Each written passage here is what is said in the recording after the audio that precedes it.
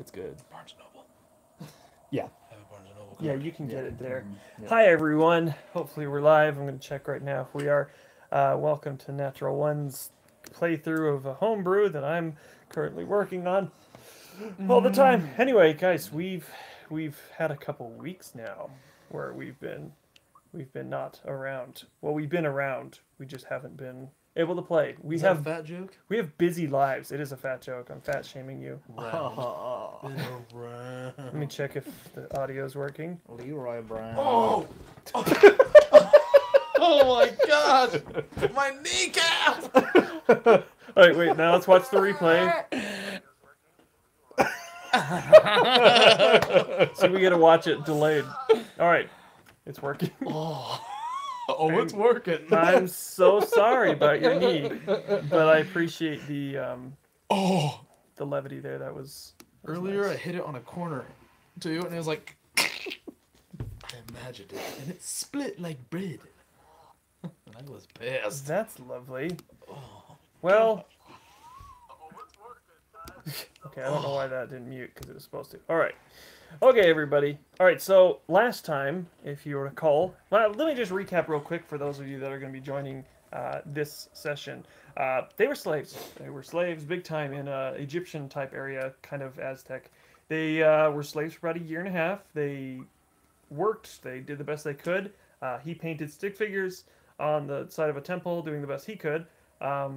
And, you know, it was a bad time. They eventually got thrown into the gladiatorial arenas with a warlock named Odeon and a very unfortunate person, Badru, who eventually joined their ranks. He got taken immediately afterwards and turned into some kind of beast. And anyway, they escape into the Underdark, which wasn't so much of an escape as kind of an own trap, you know, out of the fire into the frying pan. Or is it the other way around? Either way, they're jumping from one hot place to another. It's not great down there. They've encountered some spiders, some terrible giant beasts. Some that they've avoided, luckily. Last time they avoided 2 hook horrors that were jumping down from the ceiling trying to kill them. But luckily he'd cast silence or something. You cast something that was like... Yes, it was Pass Without a Trace. Pass Without a Trace. Yeah. Yeah, and it basically rendered them invisible to them because they're all echolocation like bats, so they sensed the water, they sensed something, but they couldn't quite see them. Anyway, they were picked up by some Githyanki to be exact, and they were traveling for quite a while, about 4 days with them on a underground lake on a boat. Now they had previously been on a boat before. That one was more of a mushroom. This was an actual boat. They went onto a barge, fought some Duragar, and had a little battle with them. The Duragar did not roll well and were actually acting much more like clowns. Stooges. Not the very terrifying Duragar that you know, but the very unfortunate falling off the boat 2 times in the same battle. 2 separate Duragar rolling ones while charging them. Anyway, they dispatched them, was separated with Castle, who's a knight, and now they are away. They've made their way to they found shore. They found some shore, and it seemed like finally the end of it, but at the very end of it, there was a very unfortunate and very upsetting group of Drow that decided to talk with their Gith allies, and they set them up, and they were going to sell them into slavery. Odeon knew that because he used a spell that allowed him to understand languages for a short time. He understood very well, and also they had a little battle with them. When I say little, they almost all died. He got knocked out by the priestess, and the other warriors, Drow and Githyanki. So, you know, I used a ring that I stole from the Gith. It was me, right? Because I stole that ring from one of the... Oh, you did afterwards. Yeah. Or yeah, that's right. So he has a ring. Oh, that was after. Yeah, so he understands the ring. He now has that has 3 charges a day, that or at least 3 charges until it's recharged. He doesn't know how yet, but we'll see how. Anyway, I have to pee into it. something magical. The Asimar. All right. So what happened was they got very, very very destroyed. There was a lot of fighting, and now they've defeated them, but they're all literally lying in pools of blood, and they were fighting in shallow water. So now it's just like the whole water is just between this like brackish, dark blood and mixed with their own red blood, and it was just a pool of death. The Gith, one of the Gith was actually Gith Zerai, which is a different faction of Gith that was kind of being held captive at the time, was being forced to help them.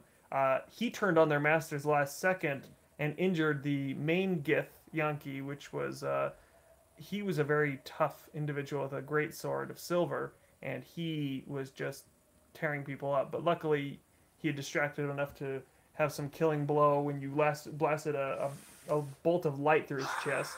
And there were some amazing feats. They were already injured, the Drow, by the way. That is actually why they weren't so perfect. They had already been through some issues that you would have found out later had you been taken captive. But lucky for you, they were slightly injured. Not very much, but slightly, which was just enough for you all to survive. That's right. And I almost died. it was true. You got knocked out. She came up with that staff and just clobbered you good. Yeah. It had magical effects on it, so. Clonk. Okay, now we begin with the sound of everyone being, well, panting, and just as we're starting immediately after the battle. It was immediately after that you, the other Gith is actually stable but unconscious, huge gash through his chest and neck. He's surviving. You helped, I believe, bring him back, and it was pretty close. That's right, and I had cast the healing spirit Yes. at the end of that So battle. everyone Oh, yeah, is that's right. currently Yeah. healing. I'm glad you mentioned that. Yeah. So around you at this moment, there's this entity that's kind of surrounding you, and it's a. What did you say the beast was? It actually had something from the Fae. It has to have some kind I of. can't remember what I said it was. Anyway, we can always look back. Yeah. For now, we'll just say it's some kind of stag or something. Like Penguin. No. something from the Fae. A penguin. Slide. It's Danny DeVito. Danny DeVito walking around. Oh gosh. I don't think that would heal. I think that would have negative effects. That's probably true. Oh gosh. He's What's deformed. Yeah, some kind of stag. Sure, Anyway, you're now being healed quite a bit, and it heals over time. I believe it's area. yeah, effect 5 for- foot cube, 1d6 for 1 minute. 1 minute per turn. Okay, So, so I'm gonna have you each roll 3 dice 6. So I'm gonna say that probably is a turn. Damn it. 4, 6, 2, 12. And that's so you rolled pretty good. Yeah.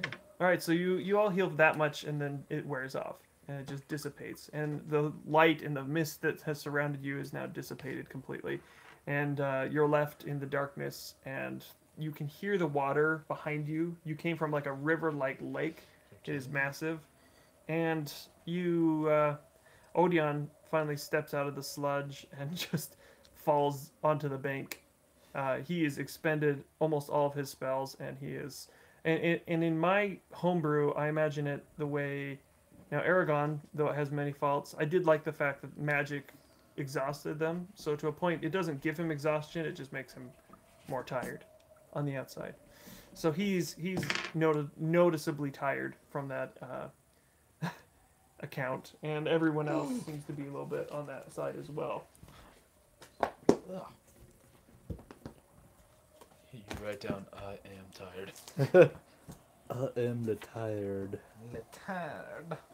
Oh wow. Yeah, I would say we could probably use a rest after all that.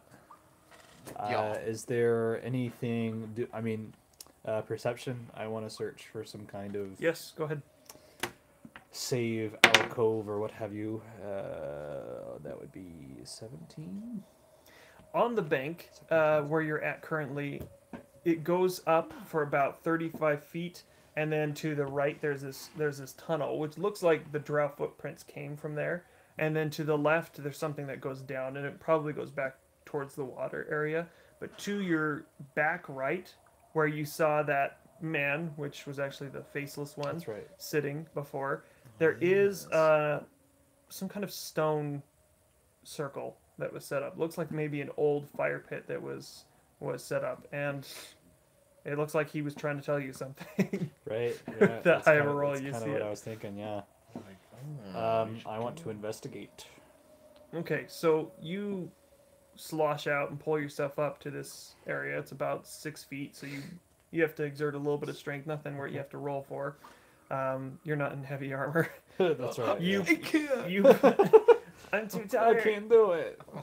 But you had the worst of it, so you're mostly Yeah. bruised, and you're pulling yourself up, and it's very tender. Yeah.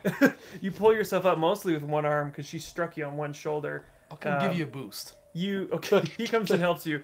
You make your way up, and sure enough, you don't see any footprints on the ground as you're investigating. But I would like you to roll an investigation of the area. Sure. Oh, that would be a 21. Oh, nice. Okay, you do see that this whole area has been built up, or I should say, built in. It's been carved out, probably by many travelers beforehand. Looks a little bit dwarf-esque, meaning they've made it very square.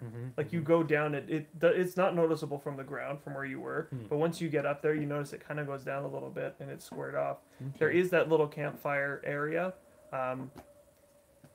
That's up to your discretion, but there's no like provisions or anything, but there are 2 skeletons of dwarves. And this is down inside? Yeah, Or it doesn't it's- go very far down. Okay. It's probably about like 6 feet, not like down, but like it kind of slopes a little bit.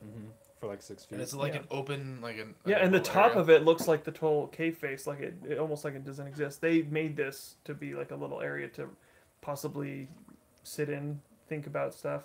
You don't know. You searched their bodies exactly, but that's what you see. Let's search those bodies. Yeah, that's So right. is everyone else going up there too? I guess we'll just investigate first. See and what it be like, is before we everyone tell everybody to chill. come up.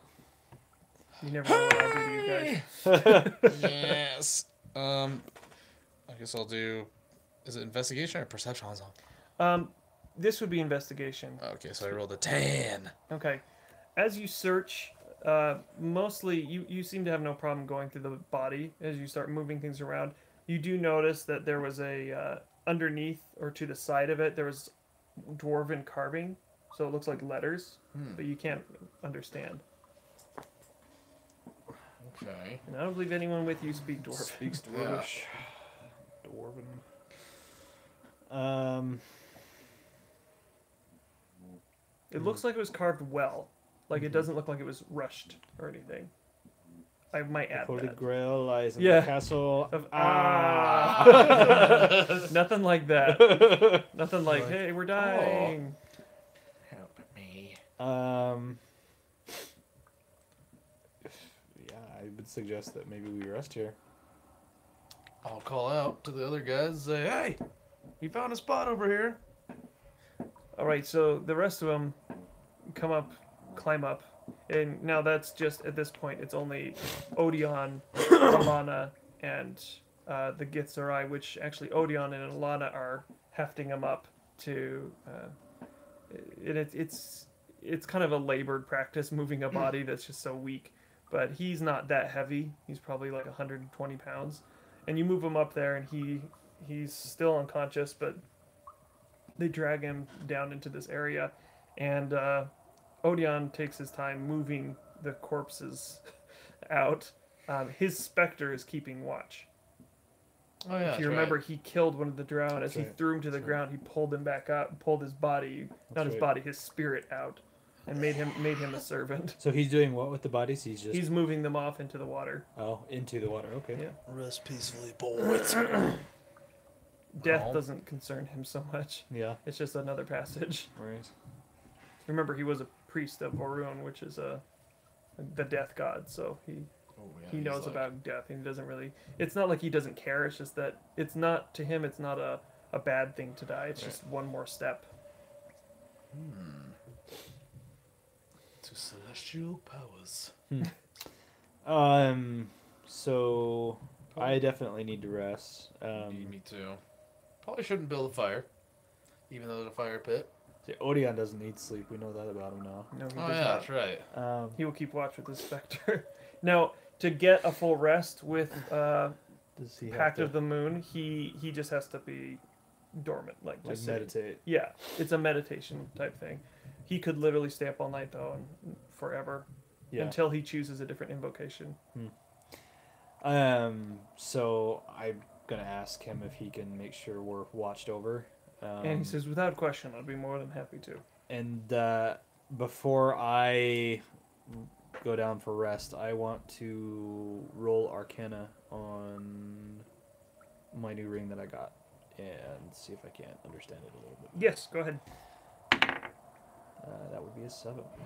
With the exhaustion and exertion from the day of travel and pain that you've gone through, you're not able to determine at this time what it does. You feel a flicker of knowledge, but it goes away. You're like, oh, languages! Dang it, I already knew that. Dang it, I already knew that. Before I go to bed, I want to meditate deeply.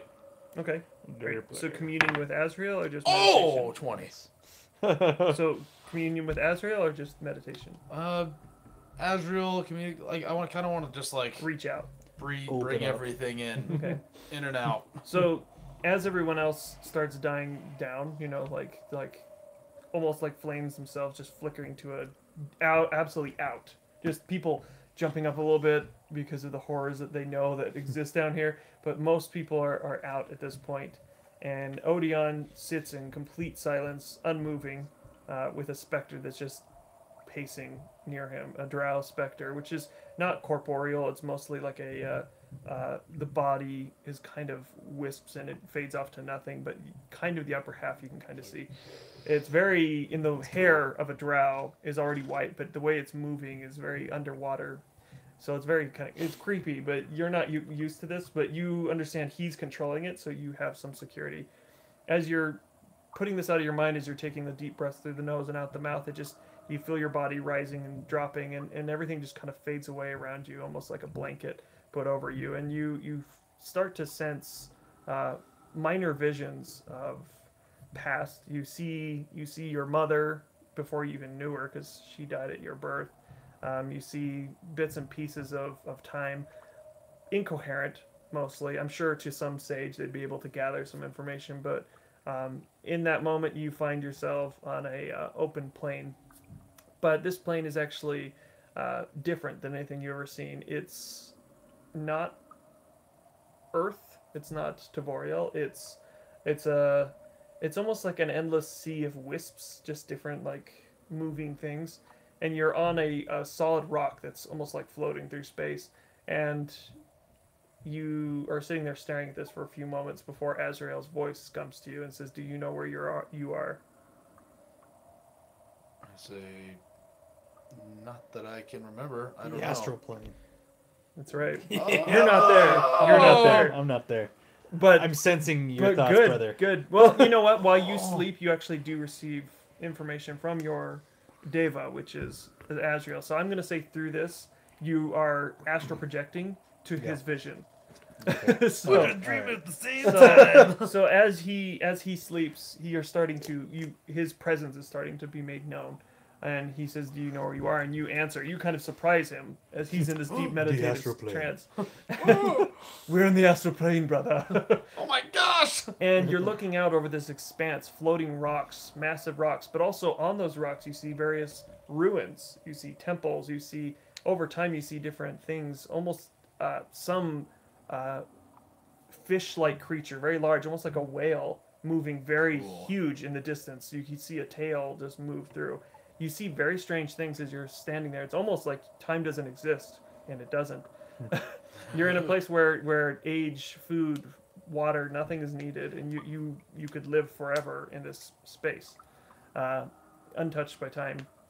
But as he speaks to you, as you spoke, he doesn't answer for a few moments, and then you see him stand before you.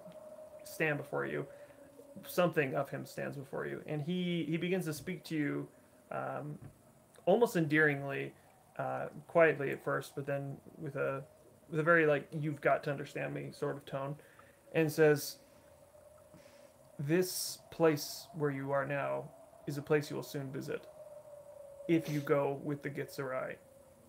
As you can see, there's nothing for you here."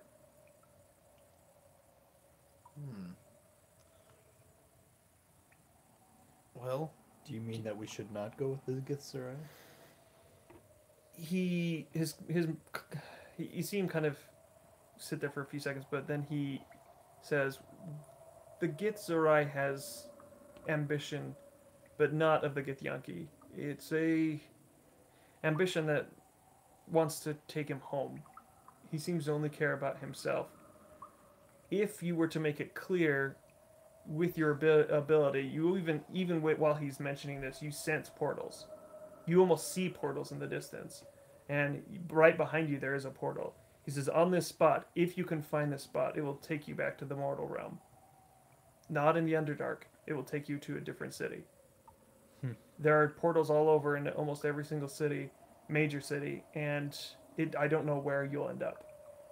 But I do know if you go to this spot, if you can find this exact spot, then you can make it out of the astral plane. But the astral plane in and of itself is surrounded by danger.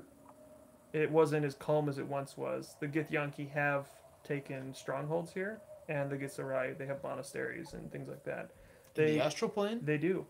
Yep, it's actually in D&D lore too. However, they don't age there, so they form colonies on the Earth, to raise their young and then go back, and they can live there. But the only way they can go there is by killing a mind flayer, one of their mortal enemies. So they have to prove themselves worthy to be taken there. He says he'll take you there. You can kind of see this in your head before he even says it. Like, you haven't even spoken to him about this, but you can see the conversation when he says, I can help you if you help me get home. So he's showing you bits and pieces of the future, but at the same time, he gives you the warning, he is out for himself. And as it starts to flicker a little bit, do you have any other questions you might get answers to? What is the best way to negotiate with this Sarai? He says, I leave that to you. And then it flickers and fades. He sits up because he gets snapped out of it, and you suddenly begin to have consciousness. And that's where you're at. So he's still knocked out. He's indeed. Okay. I'm gonna say to you, okay, well, we just got our answer, Right. which is great. Being an Asimar, by the way, is awesome because Devas literally are like the DM's like sneak peek. Yeah. It's literally, I can't not tell them things. Right. Certain things. So I'm gonna pull Cry aside, kind of away from the group, so that we can. So you are in like a We can have an 6x6 area. Mhm. Most people are kind of huddled in the corners. Mm-hmm. Odion's out in the front, so you'd probably be best in the center of the room. Okay. Okay. I don't think I would mind sharing the conversation with Odeon? I feel like we can trust Odeon. Yeah. So you're whispering this to each other as you're... Yeah. Okay. Yeah. Let's go out there with Odeon. Get further away from everybody. Well, what I'm thinking is we should, since Odeon seems to have some serious Mojo. psychic going on, we should. I'm thinking that He's my the favorite three of us character should ever try and connect and see if we can 100% pinpoint where that portal is. Yeah. So we can combine our power. Maybe we can just detect it. Because that's you can detect that stuff. I did detect something, didn't I? Yeah. Already. When we get to that portal, Also, we can get the stones that you, if I don't remember, they had rune stones. There were 4 rune stones that when you spoke into them, you could hear your voice coming out of other ones. That's right. That's right. So- out. Didn't we get that from the faceless one? No, you killed the Gith, and they all each had one. That's right. Oh, that's right. That's right. That's right. We spoke it and then what? So Oh, it's that's right. like- Because they're kind of like little tiny portals, sort of. In a way, yeah, Yeah. they've created a way their voice could travel. So That's right. to travel, most people don't go to the astral plane to go to the astral plane. They're normally jumping from portal astral plane to another portal. Okay. So they'll jump to another dimension. They'll jump to one of the 9 hells. They'll jump to a different plane. But they're just moving through it really quick. Right. You'll enter it for like a second and then be out of it, and because they know where they're at. Right. these people that use these planar jumps all the time. So I mean that's all D&D lore, but this is a little different. These are it's almost like they've cast their voice from one stone to another stone, and it's going through the astral plane. But you don't know. And like I said before, Odeon said I don't know who could be listening because there could be something there, but it would just have to wait until it heard something. Maybe Yeah. another Gith has one. Maybe you don't know if like the Yeah. whole colony has If it's one. connected to it. But you do know that you have something that if you do get separated, if each of you have one, it forms a sort of walkie-talkie. Hey boy. There's not like an on switch. It's just It's literally permanently. well, it's more of a you put your hand against it and you put your face So against it's- it. It's not like a if it's in your pocket, everyone hears you. right. I heard that. That's kind of what I was thinking. Like your yeah. friends are in the other room laughing, and you're like, I hear you. You're all having fun without Why are me. you laughing at me? Don't make Laughing fun of with me. you. Cry is such a jerk. What a dude. What a cry, baby. Oh, I was waiting for that one. All right. So anyway, so you said you're going to speak to Odeon about it, or no? Just include him in the conversation. We're going out there to talk to each other, but Okay. he's out there, so it's like. Well, he sees you and hears you coming. He's awake and meditating. It's not like he's doing what you're Right, doing. right. He's more like communicating, trying to communicate with a trickster, which is almost like trying to communicate with a cockroach. A cockroach that's also a god. And it's just hit and miss. But he Teach me your ways. and he hears you and he doesn't look back at you and you approach him and he says, I haven't seen anything. Well, Just the bodies floating there. Odeon, we feel like we should discuss this with you. We both had a vision from, oh my gosh, Azrael, and we know how to get out of here. We can absolutely get out of here. If we find a very specific portal, we can leave. But we Good need, news. yeah. So Azrael told you how to find it. Did he tell you how to get there? No. Something to do with the Gith. The Gith knows the way. We killed all the Gith except that. Yep, that's the one.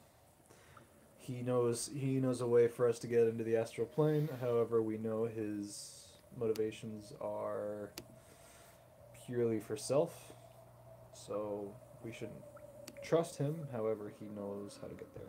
And he says, what it would be like to have information from a god. Hee-haw.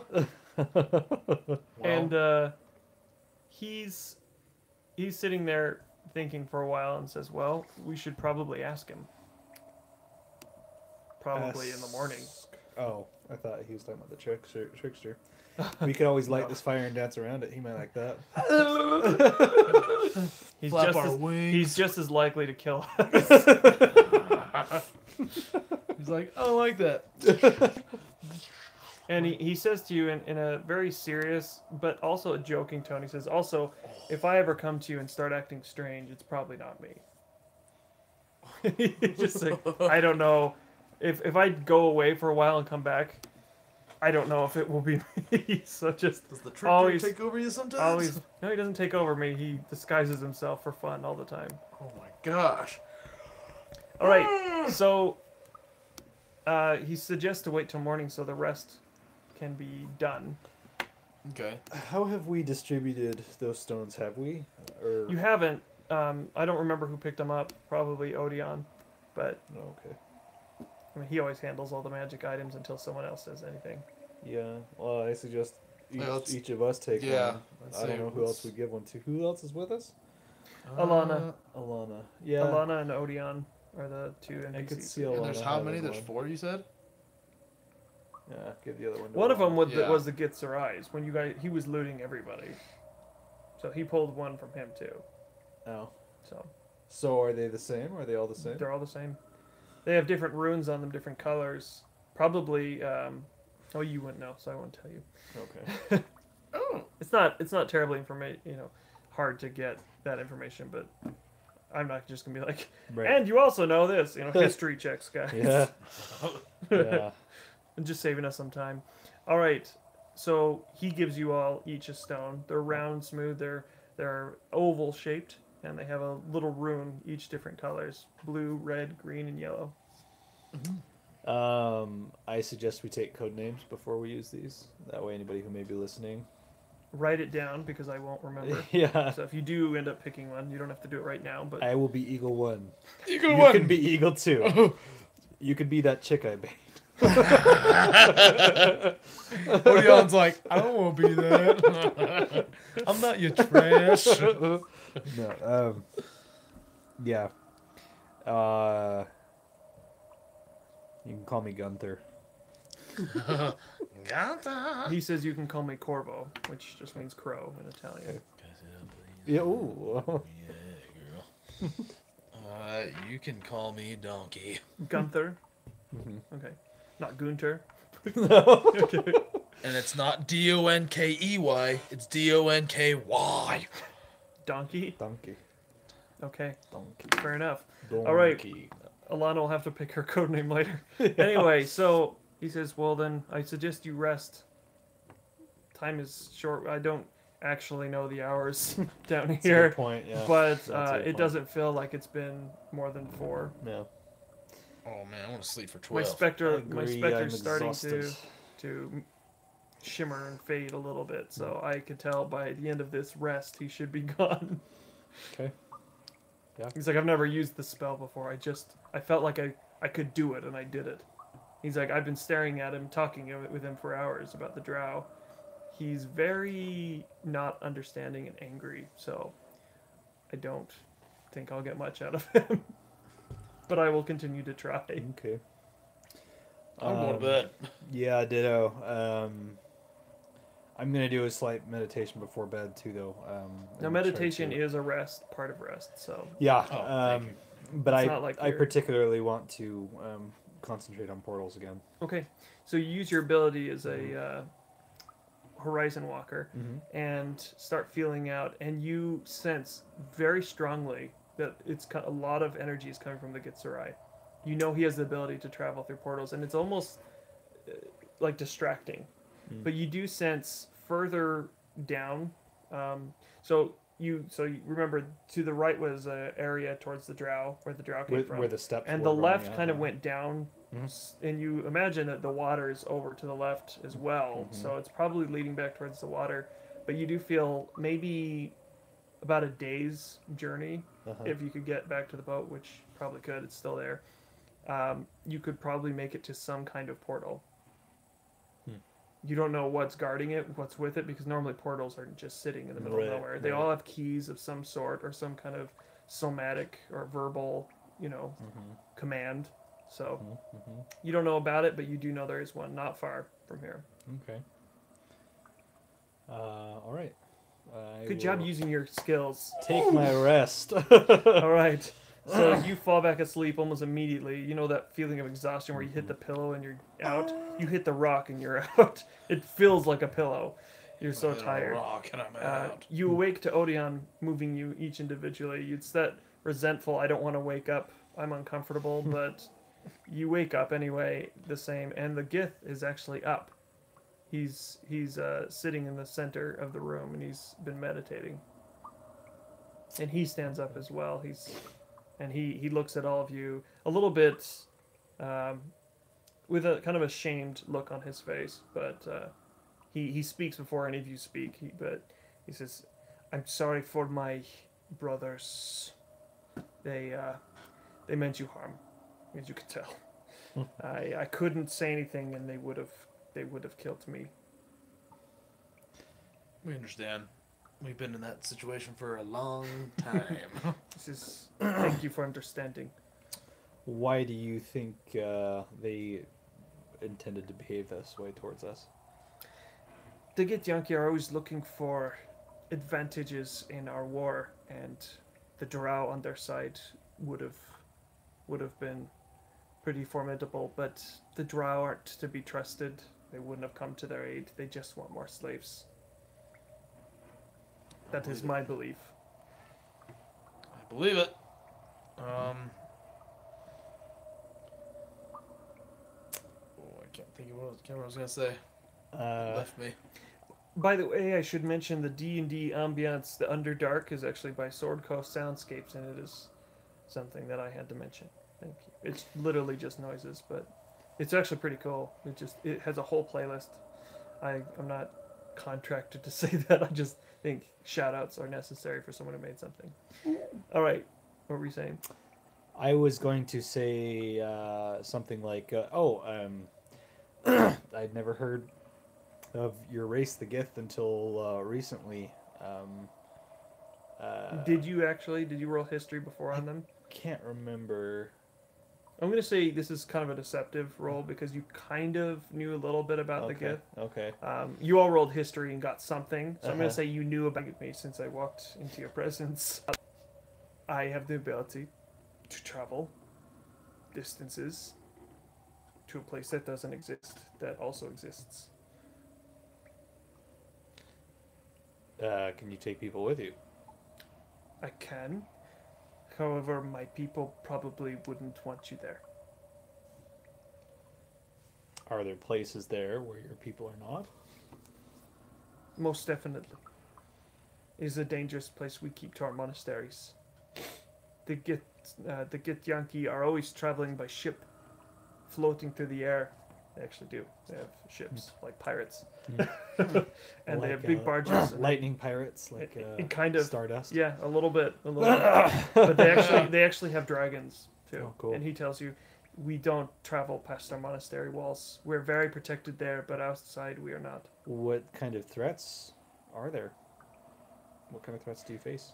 Various beasts that have been trapped there over time, used by dark wizards and undead, specters, things that people have banished there on a whim of magic to dispel them from Tavoriel and just sending them there, but never thinking that they would survive for thousands of years.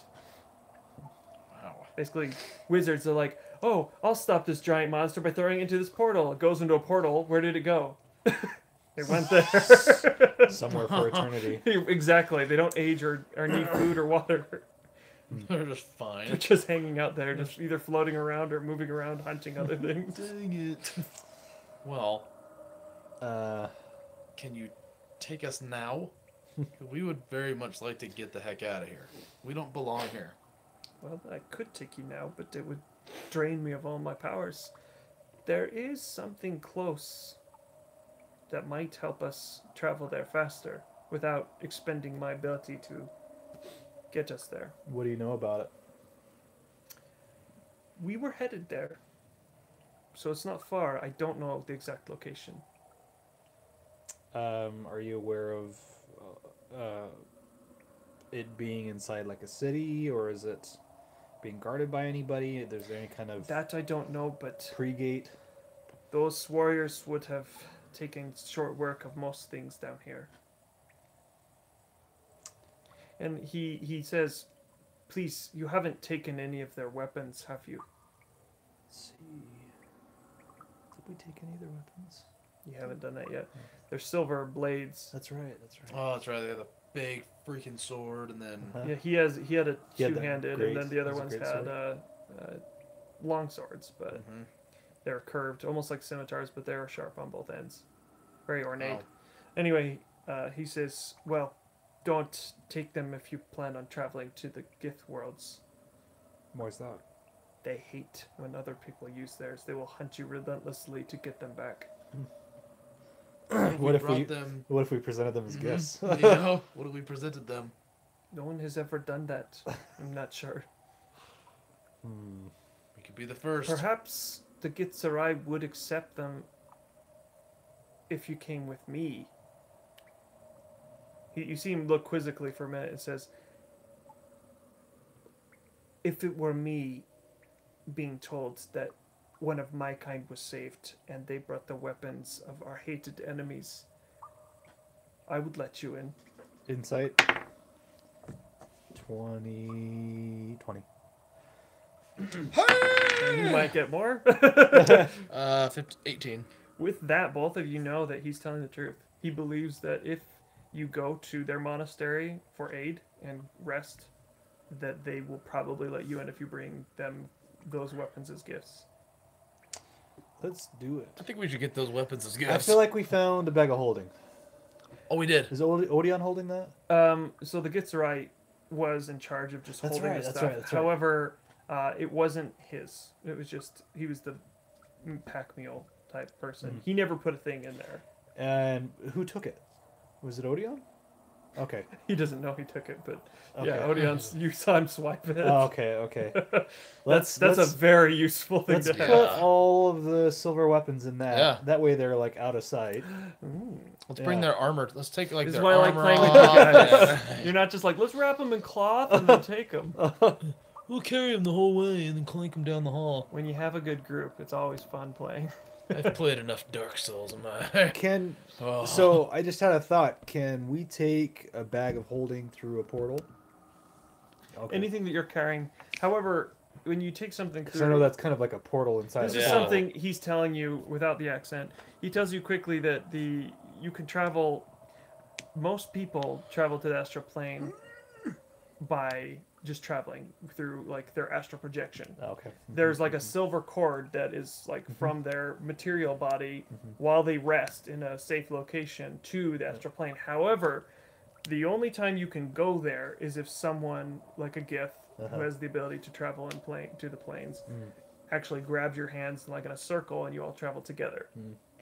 But your bodies are they come with Still you. in the... Oh, okay. They come with okay, you. This is the only case where you can go to the astral plane. It's not very common. The Gith do it, and pretty much them. There's some fun astral plane stuff in the trilogy you're reading. Oh, really?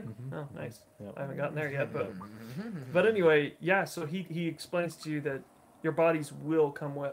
So if you leave the astral plane into a different place, your bodies will go. So the Gith, he actually says the silver swords are used to cut. Interesting. They cut the cords and Interesting. kill both the projection. So let's avoid Any kind of cutting. avoid trying to spy on them Yeah. via our own astral projections. The Gith literally enjoy capturing and cutting the Cutting the cord cords. that kills both ends. Oh my gosh. Yeah. Yeah, they're ruthless. Bastards. Well, yeah, let's go get that stuff. Let's get their armor. Let's get their swords. All right, Everything they have. Alana is very sore. She didn't actually take much damage, but she got bruised up and beaten by taking all the hits. A lot of hits. She has some armor, but it's very weak. She looks at the armor that they're wearing and sees that it's plate. It's a very strange looking plate. She's tempted to put it on, but after what you tell her about the swords, she's a little wary and says... Is it silver plate? It's just like a very nice, fine steel. Some silver inlay, but it's mostly steel. She says, I would like to put that in the bag of holding for later, after we're done. Because that would feed my family for years, and if not, it'd protect me for years. Yeah. All right, you can have it. So it's plate. She's like, I'm Yeah. taking it. Right. She Nice strips, plate. She strips the one you killed. It does have singe marks and blood, but she washes it off after she pushes the one out away. You know, she's done with them. But that's what she does. And Odeon, he doesn't take anything. He looks at them, but he does look at you and say, this one's robes. They might fit you quite well. I could go for some new robes. You're a monk. I'm going to show you what they look like. You're so a you monk, can get a Harry. Oh! Yeah, I keep hearing like a... You're probably hearing this ambiance thing. This is what they look like. The robes. Saucy. So if you want to see what it looks like, it's Githzerai monk robes. So that's what you will be wearing if you take it. I'll take them. They don't add any advantages or disadvantages, but they You don't. get those You're not wearing a gauntlets, too? loincloth. Actually, go and search the bodies. Ooh! Shling-a-ling ding ding attack. Nope, you don't find anything. Piss. Well, it's so dark and the waterlogged bodies. It's We're not in bad the enough. overlight. It's bad enough. I see him searching the bodies, and I just say, we've already searched the bodies. What are you doing? Like, Okay, I'm still groggy. I will say this as a DM shouldn't, but I will. Odeon was busy during the night, so don't worry about it. Oh. Things will be just fine. Don't be like, oh, I rolled a 4. I'm screwed. So, that's good. I can... Okay, I want to put those robes on. All right, they're wet, but Oh, crap. but they're fine. I mean, it's not hot or really cold down here. Actually, the further you've gone down, the heat has gone up a little. Getting to the core. not so much, but different. What the hell? There's different veins of magma. Anyway, so, I always have to say it like that because of what was that? Anyway, all right. So Did you see the thing where he was a game show host for like a year and nobody noticed? And now they're coming out with the second season of it now. It's some weird UK oh wow, game show. I'll have He to hosted watch it for a full year. Mike Mike Myers. Myers. That's funny. He hosted it Oh. for a full year and nobody noticed because he Everyone was can in look- disguise. He was- Everyone can look that up. Oh, weird. I was wondering where he went. yeah. Funky. All right, so you board the ship, or are you going to the Drow area? Because there are people in prison there. Alana points it out. Well, we should. Where? I don't really trust that we could outskill them in their own environment. Yeah, I don't want to necessarily more. Odeon agrees and says, Alana, their fates are very sad, but we would join them, Yeah. or worse. Yeah. And the Gitzerai says, we'd most certainly be killed. Yeah, I don't want to go there. No, no. Let's find that portal. All right, so everyone boards the ship, boat, and you all man oars. You saw how they were doing it, and you take off after some time coercing it out of this little bank that you've made it into. You finally reach open water, and you travel for a long time. You are now out of food and water. You don't have anything at all. You've taken the last provisions, Darn. and it may be some time before you get food again, but Hmm. you can go a couple days. So Constitution Mhm. +3 days. So Okay.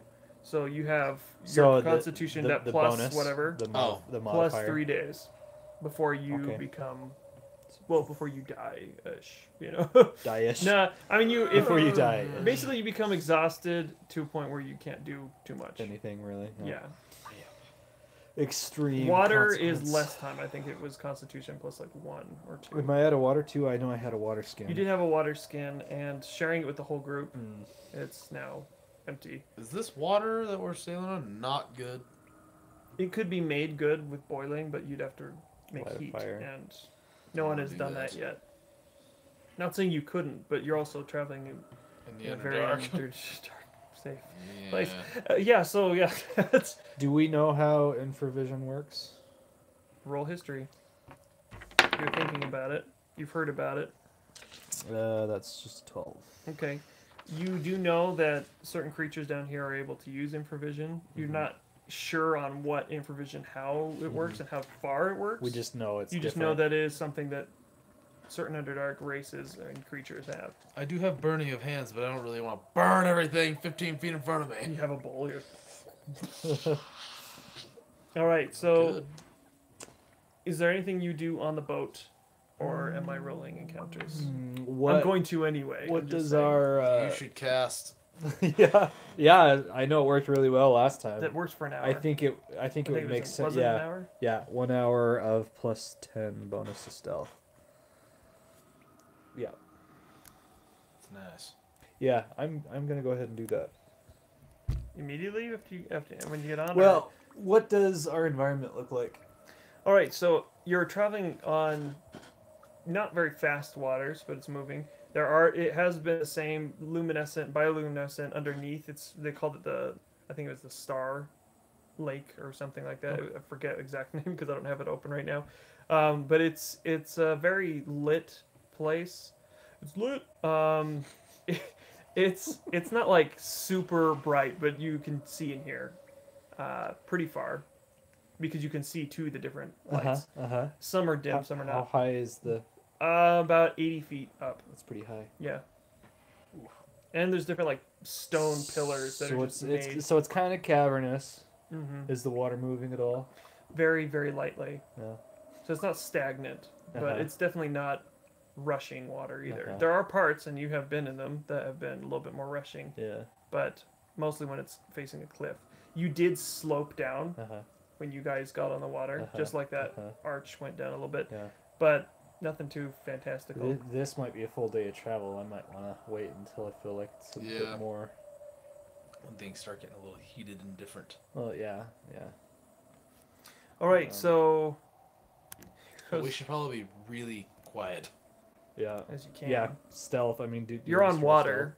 Yeah. we don't. It's not like we're not you're really walking. moving. Yeah. But I will have you roll stealth if we're, anyway like, really because you are talking. putting oars into the water, and depending on one of you going Splashing it, like yeah. on accident, so I will have you roll stealth anyway. 19. There's 4 people manning it. One of them rolled a 1, one rolled a 11. 7.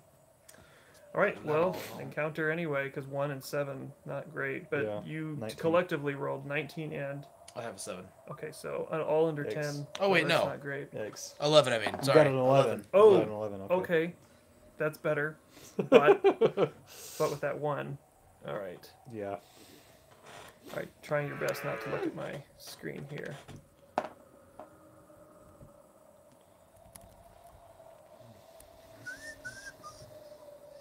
Okay. Okay. All right. The cave begins to pulse. The whole area. You feel like this energy, and at first you think it's just you, and you think it's just you. And Feeling it or noticing it? You're feeling this energy. Oh, I was like, we're making it pulse? It's just like the walls begin to. It feels like ripples, like almost reflections on the walls. But then you Like, see like poof, move like that, but nothing like loud. But it feels Feel it. energy, not like something hit the ground. Mhm. And you all begin to hear voices, so to speak. A voice, and it's a calm voice, and it's not an angry voice at all. And by the way, not all encounters are deadly. I'm making sure you all know that. Thank you. Kill I'm it! not, I'm not saying that this isn't. I'm another just saying voice! I don't want you to just start murdering things just like because I mentioned it's calm. It's not calm. That's a lie! I'm not saying that this is good, but I'm just saying Yeah. Right. should you know. All right. It's a very pleasant voice, and it says, "I can grant you protection. I see you there."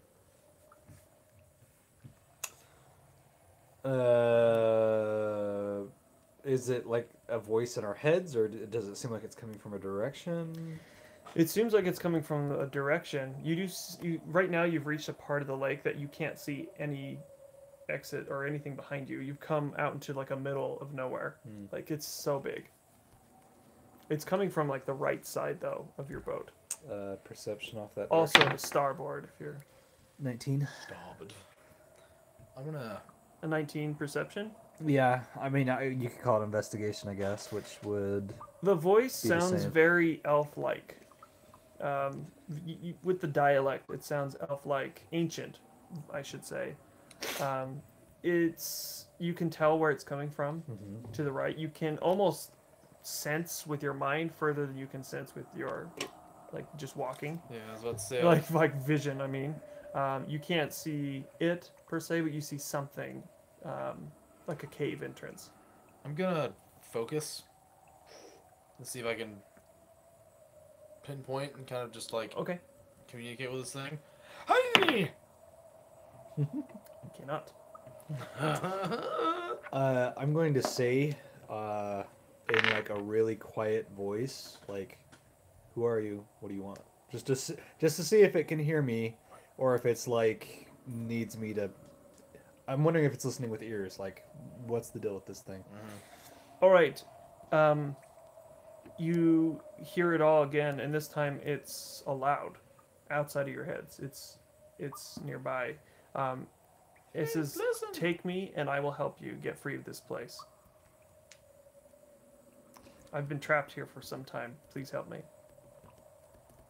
Well, we kind of have a guide, and something just calling out to us saying, "Take me, I know how to get out of here, but I've been trapped here for a long time." Then why don't you know how to get out of here if you know how to get out of here? Let's stop the boat from moving, Okay. and You bring the boat to a halt, and Odeon looks back at you two and says, "What are you doing?" investigating. Well, Investigating what? We're See, on open water. you You didn't- planning on jumping in? did you not hear that voice? What voice? Alana Perk 7 says, "What voice?" You didn't hear that woman's voice? I thought one of you was saying something just now, No. like whispering. I was. Oh, he Well, you called did out. hear it aloud on the boat, but it was just you two that heard it. The rest of them thought that it was just like an echo or something. I mean, there are beasts and things making sounds, sloshing water, loud rocks falling on random occasions. So it's not like they think that you made the sound. So I'm going to speak towards the voice and say you didn't answer my question.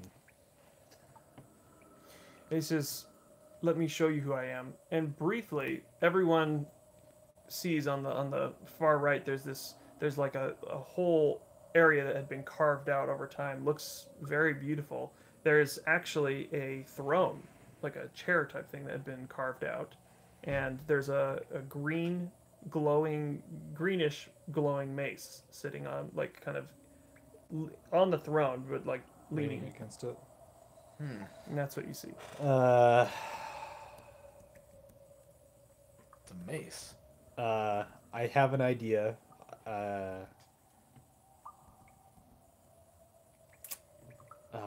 I want to roll Arcana, because I believe this may be a sentient weapon. I rolled a 6. You sense something, but it flickers and almost like it's blocked somehow. Let me help you out there. Hadouken! I also want to roll an insight. 14. 17 plus. Specifically, what 20. about? Well, I mean, I want to know if I'm being deceived. Okay. I mean, that's really. Right. With that, That's a 20. yeah. With that, you feel like there's more to the story. Okay. You're not sure about the. You already rolled specifically about the weapon, but you do feel like there's more than just a person over there. You feel like there's something that it's not telling you. I rolled a 14 on Arcana. On Arcana, you do sense that the mace itself has magic about it. Okay. Should we go over there, you think? You can't quite see it, but you see it is clearly a mace. There's just like a small. It's like from here to like 2-3 rooms that way. It's not like really close, but you can see like it's 40 a or mace. 50 feet over. Yeah, you can see it's a mace. I whisper out, or just in a low voice, and say, not to like, oh, what's the word I'm thinking of? I discern what you're saying, and that you need help. But if you know the way, but you yourself cannot get out, why are you not out? And it responds to you and says, "You can see me, can't you? I don't have legs." Right. And Odeon says, "Is that mace talking?" I'm going to ask, is it safe to approach you directly? No one has seen me, and I've called out for years anything that passes, and no one trusts me. I think I will stay here and rust for all time. But from what I know, when I was placed here, there was nothing that prevented anyone from getting to me. They simply do not trust me. Who placed you here? A great warrior, many, many years ago, he was dying, carved this area out, thought I deserved a throne. But I need more than just a throne. Was he a hero? Time has passed so long, I don't remember. Should we go over there? It's Let's go cool. over there. It's a cool weapon. All right, so Odeon, he has no clue. He actually tried to roll an Arcana on it, and it just nothing. He felt not really anything. So you approach, and you land in the very similar fashion that you did before, where it just the ground itself just starts meeting you. Like it's not an immediate hit land, and beneath you is like deep. It just it starts coming over, and you make it onto like a pebbly beach, and it's now about 30 to 40 feet up a little beach, and then it's carved out of rock. And as you get closer, you see it's very ornately carved. I ask, can I please sit down on this throne? Are you walking up to the throne to sit on it, or? Well, I ask it first, but like as we're approaching, I say, can I please just sit? If you I promise, won't touch you, if but you promise to pick me up for just a moment, I need to feel that someone is there. Don't you use maces? Isn't that your kind of weapon? I'm currently using a scimitar. No, I'm a ranger. I don't think maces are.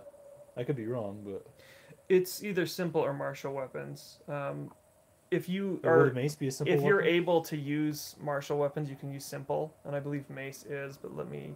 I don't know what I can. Because I you're can kind of use, hand like, to hand. You're good with I've short got it swords, right I know. here. short Short swords, swords are a good weapon stabs, for you. Yeah. and oh, So with a mace, yeah, you don't need a specific. I believe it's a simple.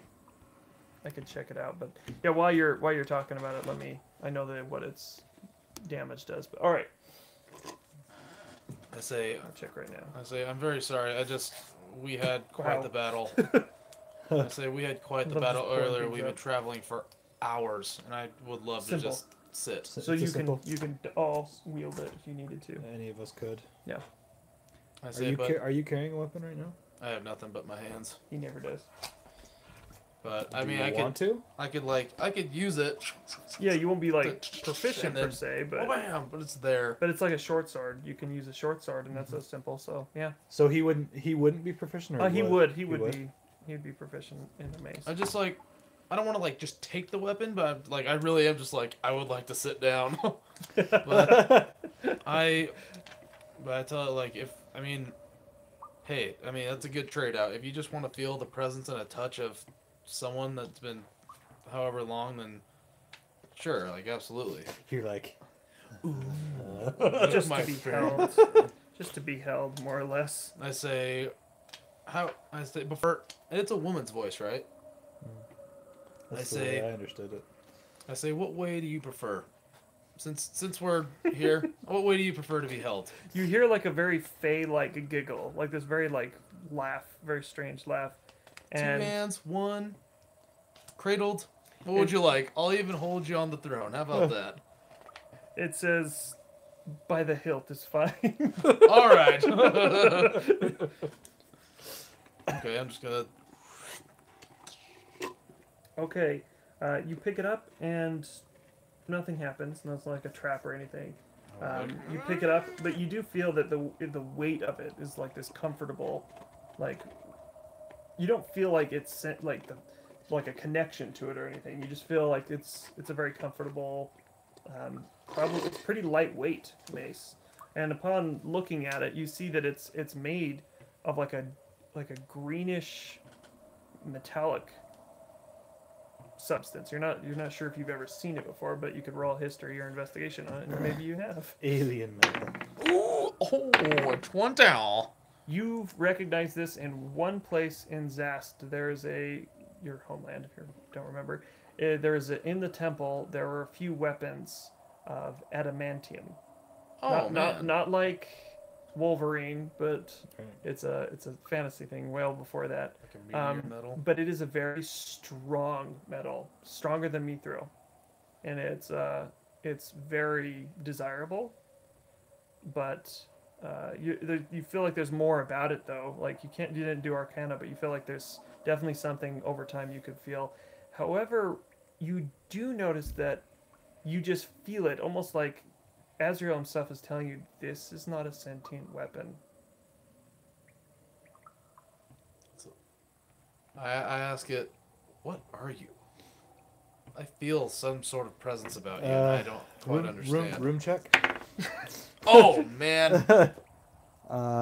22. The throne that you were trying to sit on, or were going to, you hadn't sat on yet. Thank the gods. Oh boy. Suddenly changes. The ornate walls that you saw weren't ornate at all. They were tentacles. They suddenly, it was an illusion, and it suddenly becomes not an illusion. Oh crap. Roll for initiative. The mace was real. It was magic, but it was not talking to you. Oh my glob. What was it? It was just talking? It wasn't the mace. Oh. Weird. This suddenly pops out in different directions. It comes out of the Oh, ground. The whole weird. mound that you're standing on begins to move. Good luck. All right. So Oh, cranberry This- sauce. this is, as you feel, something that you suddenly recognize bits and pieces of it, like you could hurt it. It's an aberration. It is one of your Oh. One of my Specialties. favorite enemies. yes. You've never seen it. You don't know anything about it, but it has eyes on its tentacles, and Let's see. it's all sorts of Oh, messed that's up. weird. Aberrations. So with my favorite. It's an Autug. It's on 248 of the monster manual. I don't know how to pronounce it. Do I inherently know like their weaknesses? You all and don't know anything immunities? about it. You can recognize from it something unless you Uh-huh. start to use your ranger ability. That's what I'm wondering. Like with favorite enemy, like what advantages do I get? Let me verify that real quick, but It's been a long time since I've yeah, looked at me it. too, but I'll get it right now. So, I could look so at we're it. Yeah, standing on top of this thing? You are standing all on top of it. Oh my gosh. It starts rising out. It's not like humongous. It's large. You're medium. It's large. So it's not like it's that much bigger. It's not a giant. Not the Hydra. But it, yeah, no, it's not. It's not the Hydra. But it Hell, definitely is big enough to move you all off of it, and it starts. We're gonna roll for initiative, so everyone make sure you do I rolled that. a 16. I rolled a 3. Let me get that all down. Oh wait, a 3 plus 3, so Hydra. 6. So 16, Ranger. 6. All right. Advantage on wisdom checks to track, as well as on intelligence checks to recall information about them. Okay, so I get an advantage on an intelligence check on it. Oh. I'm just gonna Also- give it a punch and a kick. Punch, kick. Wyron. I'm sorry, I'm just making sure I have all this down right. And then Odeon. And then Alana. And then. Oh, yeah. The gifts arise with us. Do He also wrote a 6.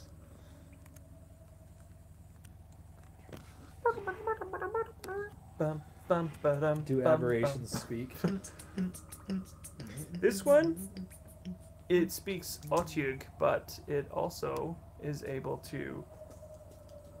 It spoke common to us. Oh, that's right. It creates That's right. ambushes. So it can cast and understand, but it's not like a highly intelligent thing. It basically knows how to trap and kill. Yes. Anyway, this is how it goes. Wyron, you are first. Okay. I want to make an intelligence check on, I guess you would call it investigation. Weaknesses. All right. Oh, that's good. 21. You sense that it has no particular resistances at all. Okay. It is simply a beast. And it's a multiple armed tentacle thing. It has 3 or 4 tentacles. You can't quite make it out, but it is also with a large head, and it doesn't seem like the head has eyes where the mouth is. It looks like the eyes are on the tentacles. So I do see a mouth and teeth and. Oh yeah. I think it's nasty Um, looking. Yeah, I try to pick them. Ooh, yeah. Yeah, that was one of many things that could have happened. I want. Hey, you got a mace. Yeah. Yeah, that's right. Yeah, you got a It's a weapon. really You got a nice weapon, mace, yeah. I'm but- not sure what it does. Okay, I want to go for. Nice. I want to start hacking at tentacles. Just take away any ability it has to grab things. Okay. So I guess I'll go for. See, no, I've got. Well, I'll. Oh, might I mention also the ground wasn't just. It It's- wasn't rocks, and it wasn't just it. There's actually bones, lots and lots of bones. Ooh. So we're standing on top of it, right? Or no? It's No. pushed you off since Okay, then. okay. It kind of started to come up, and you all started to back off. It's not humongous. It's just you moved away from it. It was mostly the mound and the makeshift throne, which was actually its mouth. Woo! I would have sat right in his mouth. That's Don't right. sit on sentient talking mountains. Oh boy! Piss. You could have another basilisk situation. I know. Oh my gosh. I'm going to planar energy Zephyr strike it, and then do a second planar energy attack. I'm glad you are using your extra attacks now, guys. You have extra attack too. I have lots of extra attacks. And as a monk, you could just keep taking some things. Does a let's see, what would that be? I add okay. Does a 11? Let's see, 11 hit. Bummer, I missed then. Both attacks? Yep. Okay. You immediately strike out at it, but the tentacles are just flailing so fast you can't quite get a purchase with your weapons. And Odeon steps forward, casting a spell. I'm just gonna... Actually, no, he doesn't. He just goes immediately for a Hex Blade. He moves his hand across his blade, and it's almost like fire approaches it. His Spectre is gone, but he goes in for a strike and casts a curse on it as he does so. On him. He's like marking On him. the Kind thing. of like a hunter's mark. Oh yeah, and that is a hit, and that's actually a crit because of this actual ability. So, he was using not a D12. I wish. Oh right, and that is a 20 Dang. to hit. Plus his modifier, so it's 22. Okay, that's a nice solid hit. So he immediately runs up, casting this spell on it, and then striking it with his blade, and it lets out this tremendous screech. I'm going to also roll the... What's it called? The crit thing. Crit chart, because that's what we do here. Yay. The crit chart, if you've never used it, I'm going to leave a link, because I think they're incredibly fun to use. Alright, so in the meantime, next we have... I don't think it's just like he's full of different weapons. I got crit. Alright. So if it's like an immediate death, obviously that's not going to be the case. He'll just take extra damage. Ruinous harm. The target must make a successful DC 14 Constitution save or suffer an additional 1d12. Nice. Alright. Wow. Has to be a 14. You said. Yes. Constitution. Oh, it beats it. Alright, it beat it. It's fine. I'm not gonna cry about it. It's fine. No. Oh, I'll joke about it. By the way, I'm sorry that occasionally we look like blobs, but hopefully the audio always comes in fine. Alright, next we have... Oh man, You gonna be alright? I couldn't get in air and I couldn't let it out. It was like Did stuck. you forget how to breathe? I don't know what happened. That was weird though. You injured your kneecaps earlier, and it might have had something to do with it. As I was Alright. fighting it. Direct lung attachment. Alana grabs her weapon and runs up and misses. Alright. And Otug's turn.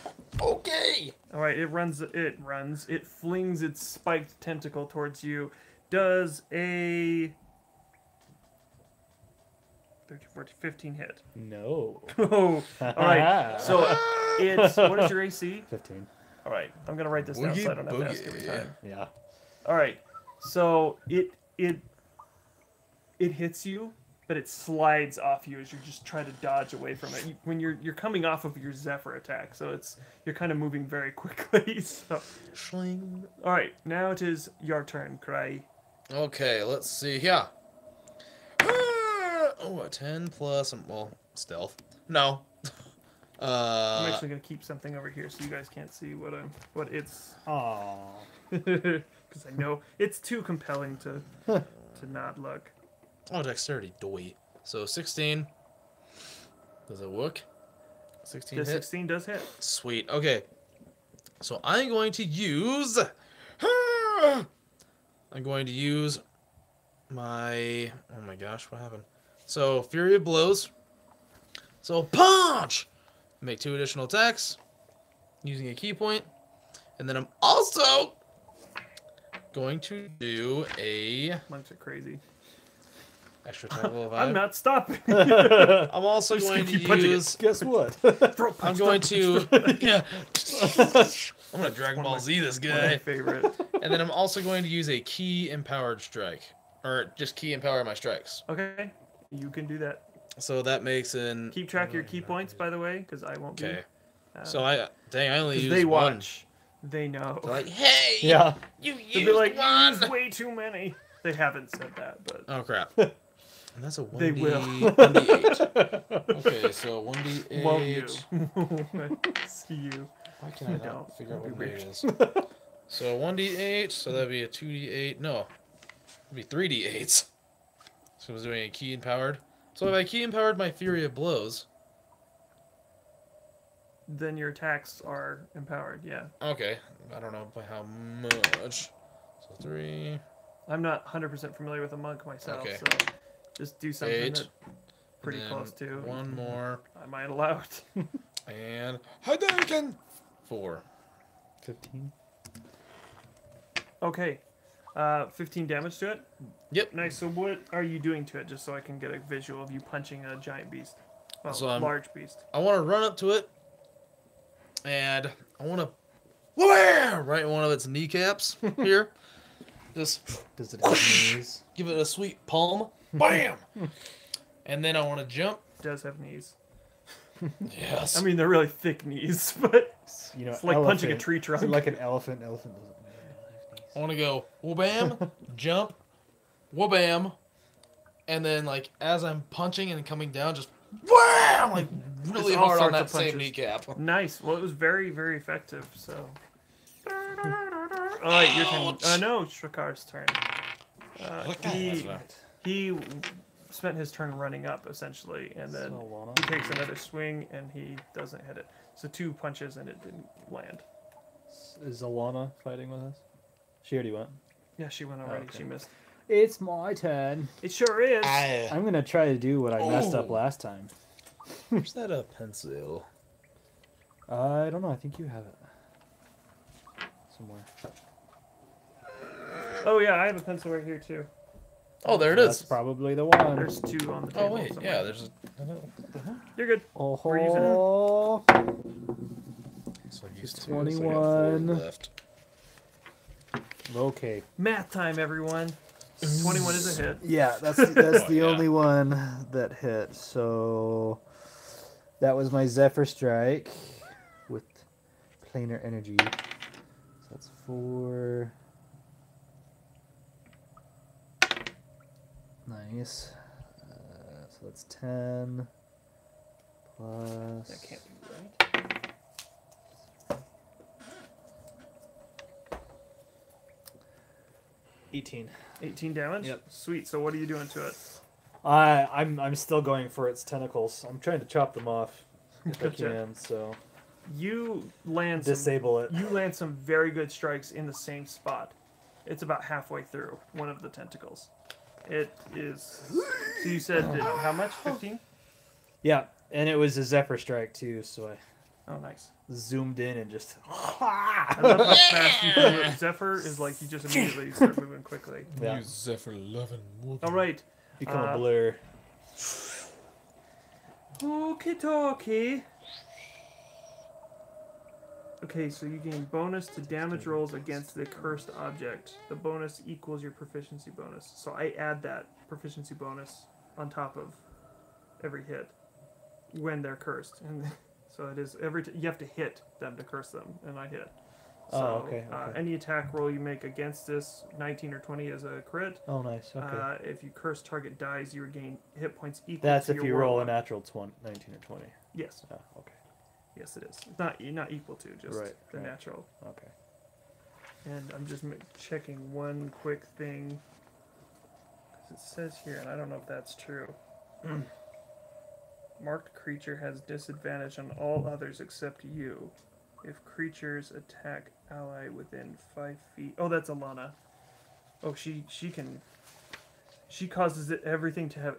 Now that she's next to it, it's gonna have disadvantage on everyone else on hit. Nice, nice. She's Cavaliers are they're the beasts of it all. I'm glad you wrote this, by the way. That's helpful. Oh, The proficiency bonus plus dexterity equals attacks bonus. yeah, it helps. I don't That's know if I helpful. wrote that on yours too. Maybe? No, I don't think I did. I don't like helping you, Jordan. That's all right. I'll figure it out. Okay. All right. So he runs up and runs up. He actually steps back. He's not running up towards this thing anymore. He decides to use his famous shatter on it, which is a 3d8 thunder hit. Boy. Like even the other one's gone. Yay! The other one's gone. Sit in your pocket. It's all right. Weird.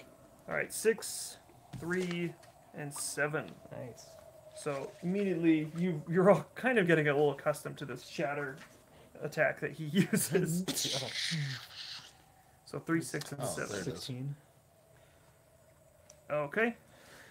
All right, now it is Alana's turn, and she's buckling in. She's actually just mostly going into a stance. She tries to swing at it, but it's mostly just a weak. I'm trying to draw the attention of it, and it's working.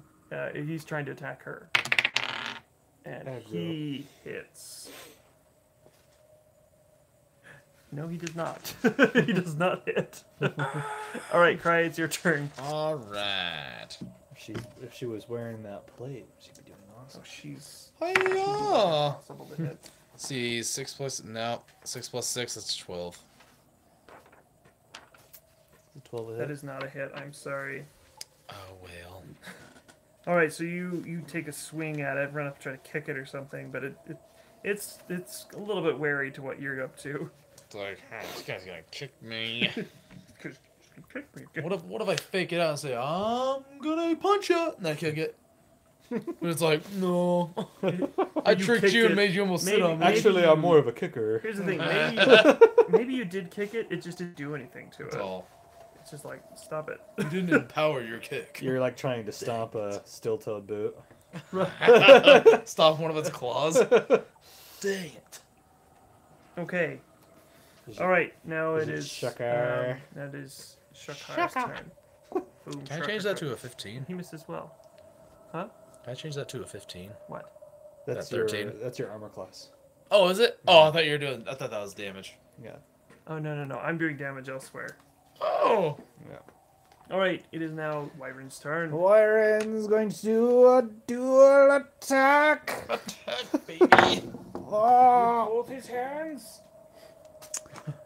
That my hands on is a both natural 19, which would be a crit, right? Yeah, it's for Then- you. Yeah, Then he's for going this to attack aberration. again. And that is a 21. So Oh, man. You're wrecking. gonna Kill your favorite beast. Hasn't hit anyone yet. Oh, what am I doing? That's a 20.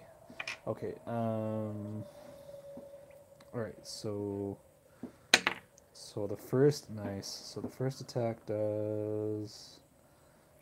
I bet that thing's mad about having eyes on its tentacle and not his head. So, like, what was That's I what it's born really this mad way? about. So the first one being a crit's 26 damage, and then the second one. Let's see. Is that right? Yeah, 13. You guys are gonna wreck this thing before it even does anything to you. So no, Yeah, 18. we're not dealing with this thing. Bullshit. No.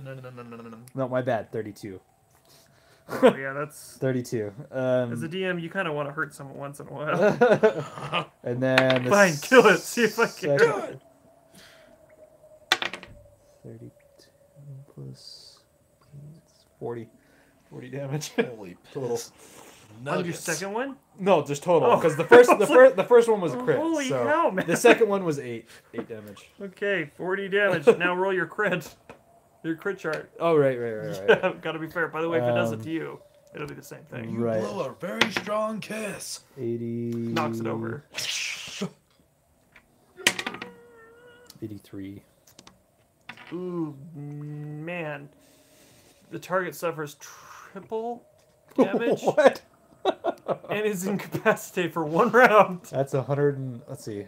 Oh my gosh. 80. 124 damage. Yeah. Oh my That gosh. is more than its actual hit points. It's like, How do you want to do this? Holy hell, dude. Take- That was- take this! I want to take off all of its limbs. You guys didn't and even then do just anything. right So- right through the. So this through- is how I imagine through its it. head. He's using this like zephyr, like he's almost like a blur. He cuts off one tentacle, runs, jumps, and cuts off the other one, runs over the top, stabs it, slicing downwards, cutting it open. And he's done this one before. That's right, the Hydra. The Hydra. You're familiar with beasts. And then you chop its legs off, and as it starts to screech, you spear it right through, and it dies. And everyone's standing there as this flurry of just blood just slashing, flying through the air. And it's over. Yeah, girl. Yeah, girl. He didn't even hit you guys. That's my right. It twin. didn't. It didn't land one hit. That's the And you no got a chance. mace for it. Try and trick me. You win some, you lose. Oh yeah. Let's get moving. Let's get back in that freaking 128 boat. damage. I think that's the most damage I've ever done with any is character. Oh insane. man. That is You insane. obliterated that jingle. Well, because it was his favorite enemy. He rolled a crit on top of it. Yeah. That's your Plus favorite it's enemy? Plus the triple Favored. damage. Not just that enemy. Anything that's an aberration. Aberration. That's just this Enemy weird type. creatures, which there aren't many, but this was one. That it is a rolled. strange You creature. guys rolled it. That's- Yeah. Well, actually, I rolled it, but you. The encounter. Yeah.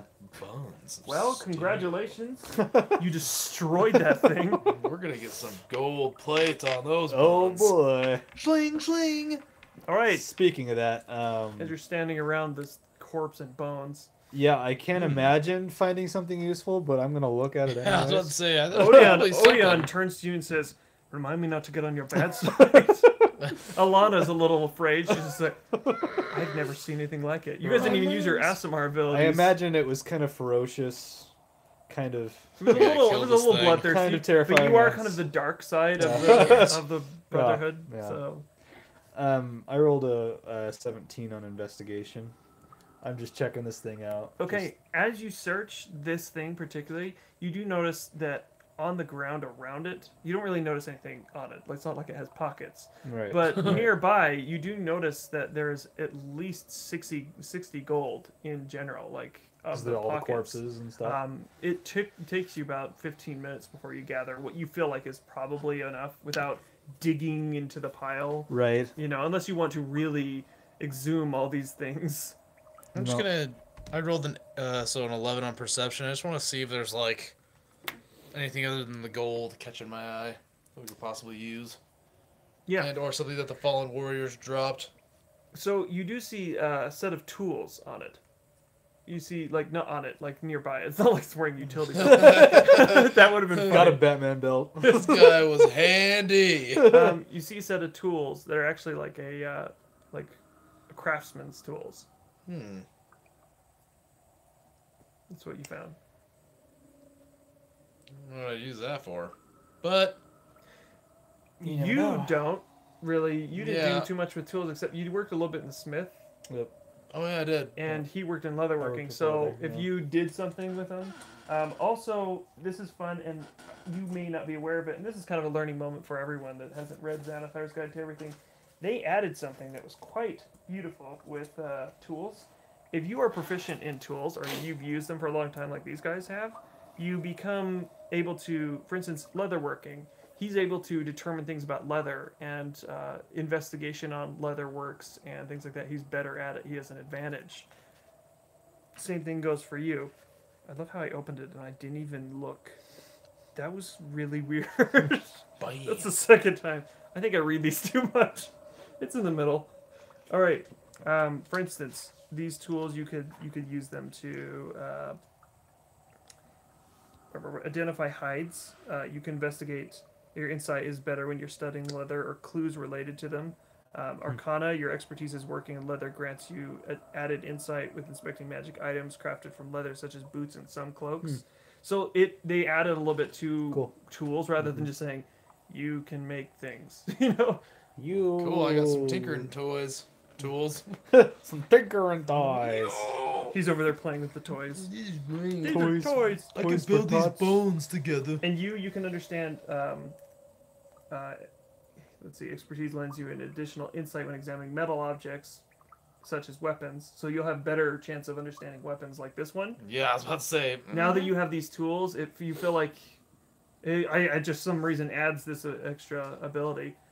Investigation, you can spot clues that make deductions about others might overlook when investigating armor, weapons, or other metalwork. You can also repair things. Great, I'm taking them. So tools are not just a thing to have anymore. They are like yeah, now they're extremely really cool. important. Thank you, Xanathar's Guide to Everything. Yeah, I like that. All right. Okay, I'm gonna take them and put them in my chain. Tools aren't just like crap. What? This is useless. I want to roll a survival. Can we safely eat this thing? All right, go Yeah. on ahead and check. That would be a 14. You feel like it would taste weird, but you don't see that this meat particularly has anything like a foul odor to it. It stinks, but it's not like rotten stink. I feel like this thing probably owned this cave. What do you say we like light a fire and cook some of it? I can light fire. To bones? Yeah, you should cook this thing and then we'll cut off Yeah. a bunch of it, throw it in our bag of holding. And it'll be safe in that plane. Now, is this a cantrip, or is this a... Well. Oh, it becomes a cantrip with you. Because of the Sun Soul. Oh, it does. So the burning of hands is spell name. I'm not sure. I think you have to actually use a spell. Well, For now, I'm Yeah. just going to say... that's probably the Well- only really tool we have to light. Well, let's see. It says so. Actually, Burning hands. guys, come on. We have Odeon. Oh yeah. Oh, yeah, that's what true. What have we forgot Odeon? What does he have? Everything. He has all sorts of things. Oh yeah, he can cast like Eldritch Blast and. He's some sort But of. that's weird- not fire, though. Oh, that's right. It's like a crackling lightning It's like a bomb. Yeah, he has flame. He Ethereal. has flame touch type thing. So yeah, he could cook it. Odeon, put your hands deep cook within this this thing and- meat. cut off some big portions and take it with us. I'm gonna He chow says, down right I now, have though. never eaten an aberration. I've always been curious. It's better than starving to death. I agree. I'm gonna pop out one of its eyes out of its tentacle and say, "Can you like roast this up?" Do they have eyes? It had eyes in its tentacles. Oh, okay. I'm gonna chow down right now before we On On leave. an eyeball, you're gonna. I've eaten an eyeball before. It's not a pleasant experience. I wanna do Salty, that. I wanna- soupy. A cow eyeball. I Not a wanna, dare. It was like a delicacy. I wanna, Never go to South America. Just kidding. On certain parts, a little bit more native. I'm hungry and filled with adrenaline. I'm gonna pop it in my mouth and just once it's all cooked up. All right, roll a Constitution saving throw to see Yeah. if you vomit. Yeah. 18. You handle it like a champ. Everyone looks at you like that was seriously gross. You don't get bacteria from it because that high number, you feel fine. Like, Just weird. and I'm gonna It also. wasn't really filling. It was just strange. That's some good stuff. You do you, man. I'm doing me. You just eat those eyeballs. Everyone else takes the tentacle and pulls it to the side, and he starts cooking a portion of it, and it actually starts to smell edible. It's tough. And That's all we gamey. need. That's all we It's need. like mostly muscle, but it's not like a good. It's like Come on, sickly Odeon, where are muscle. your chef techniques? He just Me. he kind No of laughs a salt, little no bit. garlic. Well, Do you there happen to are find minerals. cooking tools in one of these bodies? He's like the pan warrior. One of these guys has got to be stuffed with herbs. His bones are full of herbs. Unfortunately, you do find piles of stuff, but like it's. I wouldn't trust Yeah. most of what's been eaten. I want to investigate the where the boat pulled up. You said it was like pebbles and stuff. I want to investigate and see if there's salt. Maybe some salt deposit. Salt, yeah. Oh, you mean like on the actual rocks? Dang it! 5 plus That 3, preserved 8. meat. The water, you've actually kind of a little bit tasted it before out of just curiosity. It's not salt water. Okay. We probably should purify some of that too. Yes. Especially with those. Sorry, Odeon, but you're gonna. So, Yeah, boiler, Alana please. takes her shield, turns it upside down, Ah, and she scoops out some water. It's not a lot, and it will take some time, but you can all get some kind of drink from this. It won't be like a quenching rest. thirst. It will be like a half day's portion. okay. Because technically, you're all supposed to drink a gallon a day Right. Wow. in D&D, because traveling and fighting and Yeah. Right. to stay hydrated. Right. So And half I gallon do is have okay. my water skin. Okay, so this will take some time, so I'm going to say a short rest. Okay. Not like you all needed it for health-wise, Get some spells spell-wise, back. you got some spells Yeah, back. I would like some This key takes some points time, back. you all eat, and... Oh, holy dice, don't kill my people. Alright, anything higher than 15 was good, and it was. So, nothing found you. Yeah. There are things that smell you, but Smell Yeah. my You just eyeball-ridden don't know where you're at. mouth. So we're good to leave now, right? We've carved out our edible meat and stored it. and I'm gonna have you all roll a Constitution on the meat 'Kay. itself. Okay. I'm not gonna say it's like poison. Ah. I'm just saying it's 3 plus so 4. Yeah, 3. Odeon is the only one that particularly enjoyed it quite a bit. Alana's vomiting. She's doing okay. She got some down, so it's like it was all right. She ate too much, and it didn't sit with her. All of it was a little bit rough with all of you. It stayed, but you all have a stomach ache, which on your next ability roll, it's going to be a disadvantage.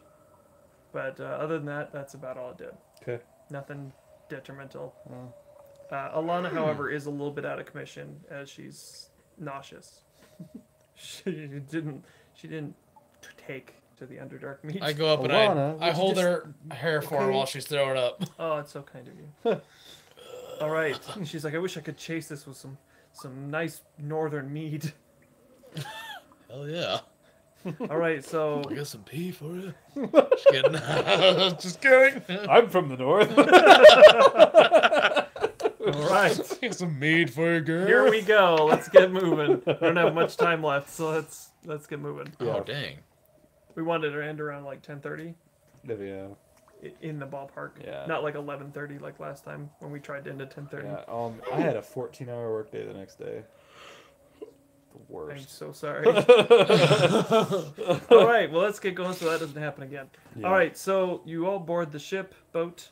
I mean, it's a strange vessel, and you head down the water for quite a long time, and nothing else happens. You finally make it to a shore area, Mhm. and you see a palisade type thing, but not out of not like wood like you'd see above. What's a palisade? Palisades are wood that has been put together with spikes at the top in a row. Okay. A makeshift wall made out of. It's kind of a defensive. Yes. Yeah. And so Okay. it is set up, but it's not actually like wood. It's like carved out things that they found over time, rock. I mean, just like different Bones. pointy things. Yeah, just it's not a good palisade, but it's also made of some mushroom stalks that have been petrified. You know, it's It's mushroom spikes. mushroom stalks. It's more for looks. when you're than desperate anything. for weapons. Find a mushroom spear. throw mushroom spear at someone. It's like a water noodle. And then when it hits him, it's all shakes your organs. Isn't working at all. But anyway, the point is that it's not effective. It's really shabby. Do I detect Yeah, what's up with that? people? I mean, footprints, breathing. Well, you are pulling up on the shore right Sound. now. You don't see any footprints, but you can definitely roll perception to see if you see something. Nope. Roll disadvantage. That's right. First one was a 3 anyways. Just getting worse. I mean, Mine too. critical failure maybe, but All right, so you both failed on that. You don't see anybody. I look with my eyes Alana closed. doesn't even get to roll because of her perception, her one, and then Odeon he feels like he hears something, but he doesn't hear anyone in particular, like voices or anything. So he's just hearing some kind of general commotion. Is he sharing that information with us? Yes. I ask Shrakar, like, what could that be? There are many different races down here, some good, some bad. This particular wall doesn't look like it was made from someone totally civilized. Well, do you know what, like, the mind flayers build? Well, is this something they would use? They would have made their slaves build it, and it would be much better than this. Okay. I know, I've made it. Oof. That's rough. All right. Besides, Is it- they probably would have already found us if it was them. So is it like blocking our path, or is it like over there? You see it off of a ways. It's probably about half a mile away. I don't really see a reason to stop unless I ask Shrakar again. I gotta say, Where do we need to get off for this to find this portal? What am I sensing? Yeah, I was about to say, Yeah, I you was sense like- it's coming from that area. Oh, That's the only reason that's drawing your attention. we better go over there. Yeah, I mean, obviously some things in the area. So we think it's about a half mile. Probably a little bit less, but yeah. I'm going to cast Pass Without a Trace. Nice. That's a good time to use it. Because Don't Good worry. or probably do a bad? half mile in 1 hour, maybe. Oh yeah. Oh yeah, heck yeah. Oh yeah. I Yeah. mean, it's what's interesting about this area is that it's a little ways up from where you landed, but then it flattens out. It's very flat. There's a huge pillar in the center of it that's kind of dissecting the room in two, but it comes back together, and you can see both sides. One side goes up, and there's a cliff face that goes up for about, I want to say, a mile. Like it goes up for a long ways, and you see there's a sheer cliff. So there's like some kind of path way up there you can't quite make out, but from the distance you can see that there's some kind of like rope bridge going across way over there, and maybe like a tower, but nothing that looks familiar to any of you. Well, let's So- head on over. So they're kind of weird structures, is that what you're saying? Yeah, I mean they're not like totally strange. They look like a humanoid built them for sure, but it's not like it's well made. Made with materials they found in the Underdark. Okay, let's go on over. Okay, so Pass without a you are trace. passing without a trace, and you're moving kind of quickly because you don't need to sneak, because you have this silence cast around you, like this bubble of darkness. Cone of silence. And you're walking over there, and you reach what looks like an entrance to this area, or at least something they haven't quite completed in this area. And as you look in, I want you to all roll perception to see what you see. 20. Nice. 14. Okay. You see houses. And you see very small people walking around. Like- You recognize them as gnomes. Oh, I was like very, very small. How tall are they? Probably up to your knee. 3 feet, Yeah. 2.5. Like actual garden gnomes. Just Except not the, evil gnomes not Yeah, but not they're pointy mean. hats. with their red glowing eyes. They're angry I gnomes. feel like someone that knows where this is going. Some seem very just bitter and tired, and they're not like slaves to anyone. They're just working and doing things and selling things in the street. Are these Zwerfneblin? Just I don't making know. a living down in the Underdark. I guess history check. Nope. You don't recognize them from anything. But the good news is that from your perception that you rolled before, and you see in the center of this area, there's two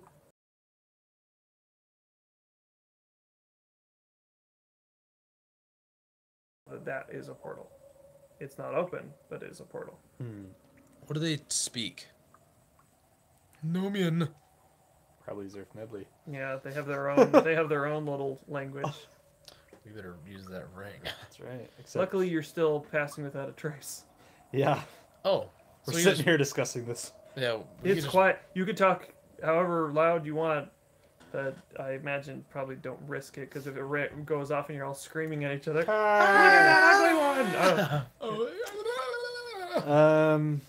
Okay, so someone or something or whatever has to probably open this. I'm gonna ask Shrakar what he knows. Shrek. He says, if we can get up to it, I can open that. We better move Just quickly with your innate before this abilities. ends.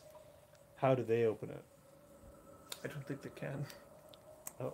I think they probably think it's some kind of god-made structure. I don't believe they're highly intelligent. But then again, I don't know much about them. Well, let's move over towards it before we run out of time on our silence. Can you imagine running through here with swords, just killing a bunch of little guys? I don't know. They're Yeah. actually pretty crazy. But Yeah, they can't be that different from doors. unless More they're- magic. Yeah.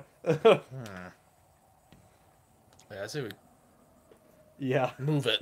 Yeah. I don't really want to mess with hundreds of little gnomes. Yeah.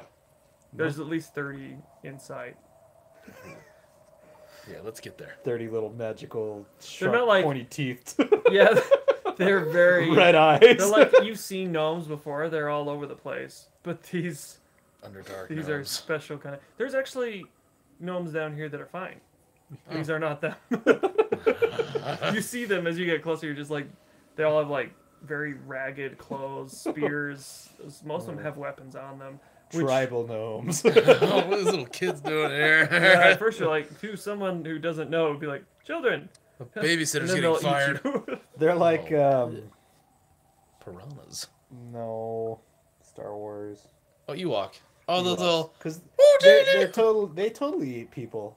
Everybody thinks they're all cute, but like, What do you think happened to all the stormtroopers? right. Why were they celebrating so they're much? playing drums on the helmets of stormtroopers that they ate. Oh man, They're bears. that's they true. were gonna eat Luke. Oh yeah, that's right. That's Everybody right. thinks they're so cute. Bastards. As long as you're on the right side of the spear. Oh man. Okay, so are we at the portal? So you're all traveling to the portal. Is that what you're doing? I think that's probably I'll probably just wanna Okay, Odeon has his weapon out and he's smart he's getting ready, just like he's waiting. eyeing each one as he passes. Yeah. And mind you, you are passing into like a crowded, not so crowded area. Mhm. It's not like they're just like there; they see you. Yeah. But it's if you were to run into them, they would know you're there. Yeah. Also, they get a few of them are going to get a chance to see if they see Yeah. you. Yeah. But if that's what you're doing, you're making your way Do there. you want me to make like a stealth check or a dexterity? No, this is or- just simply a pass without a trace. You're just moving. okay. Just don't. I want you to. We'll see. We'll see. We're going about 30 feet. So, Oh. okay. First one rolled a 20. Oh Yeah. my gosh. But it wasn't the first one. Oh, okay. So, it's okay. It's all right. It immediately sees you as you enter into its space. Hey. Odeon had his weapon ready, so let's hope he hits it. Did you say you had yours too? Yeah, I saw. Yeah. I have burning hands. Okay, he just rolled an 18 Ready. on this Okay, thing. nice. So let's just see what he does to it. All right. He strikes it in the neck, and it's like, oh! It tries to scream. Well, it does scream, but it's not like, just it's like, ah! And it's still alive. So make an attack roll on it. It wasn't quite ready for this. Oh, gosh. That would be a 15. It's a hit. Okay. What do these things have? Like 2 armor class? Well, they're unarmored. Oh yeah. These ones are. 8. Okay, you killed it.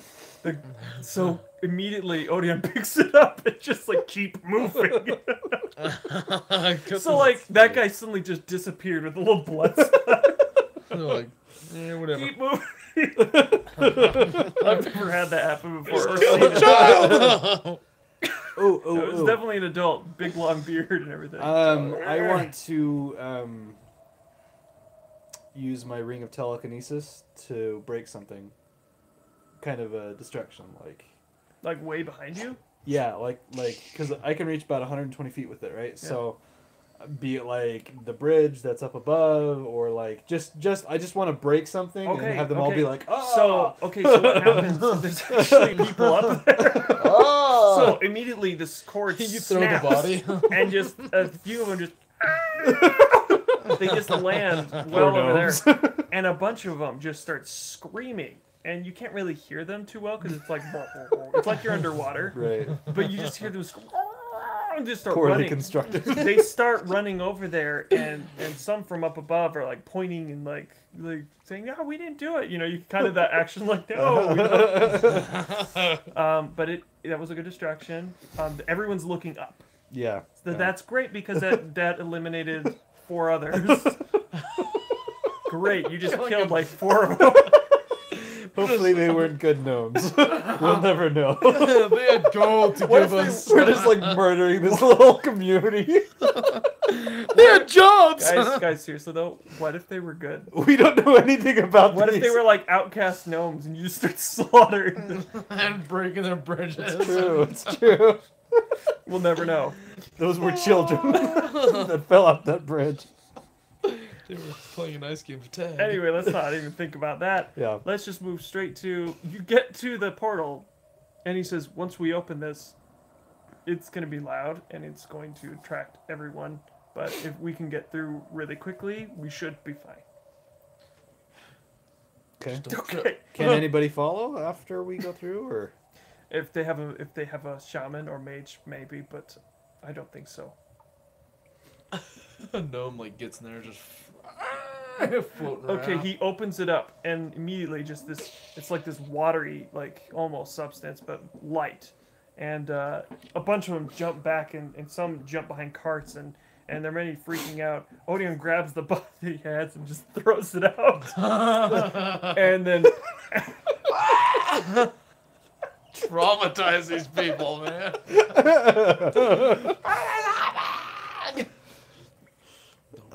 They'll write about it in their 100-year history. He casts minor illusion on it and starts creating a very loud, like shrieking sound from the body, and so they're all very frightened and are all stepping away.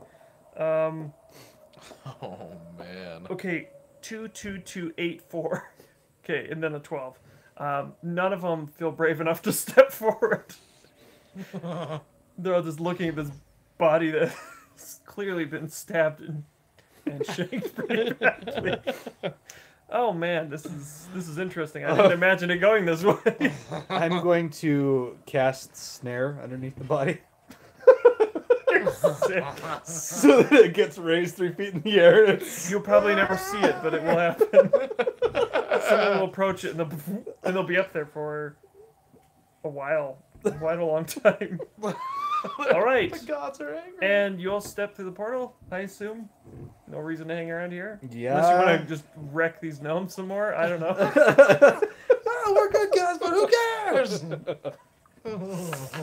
They were actually peaceful. I'm just kidding. Oh, I was like, dang it. You step through, and immediately all the frightened faces you see are gone, and you are suddenly... You have to be ruthless in the Underdark. You Yes. do. Kill or be killed. They were bad. They were Were the Smurf Nebly? Smurf Nebly. I can't ever say that. I said Snurf Neblin. Snurf. Snurf. Snurf, snurf. Anyway, they were bad. Yeah. I mean, you may have been able to talk to them, but probably not.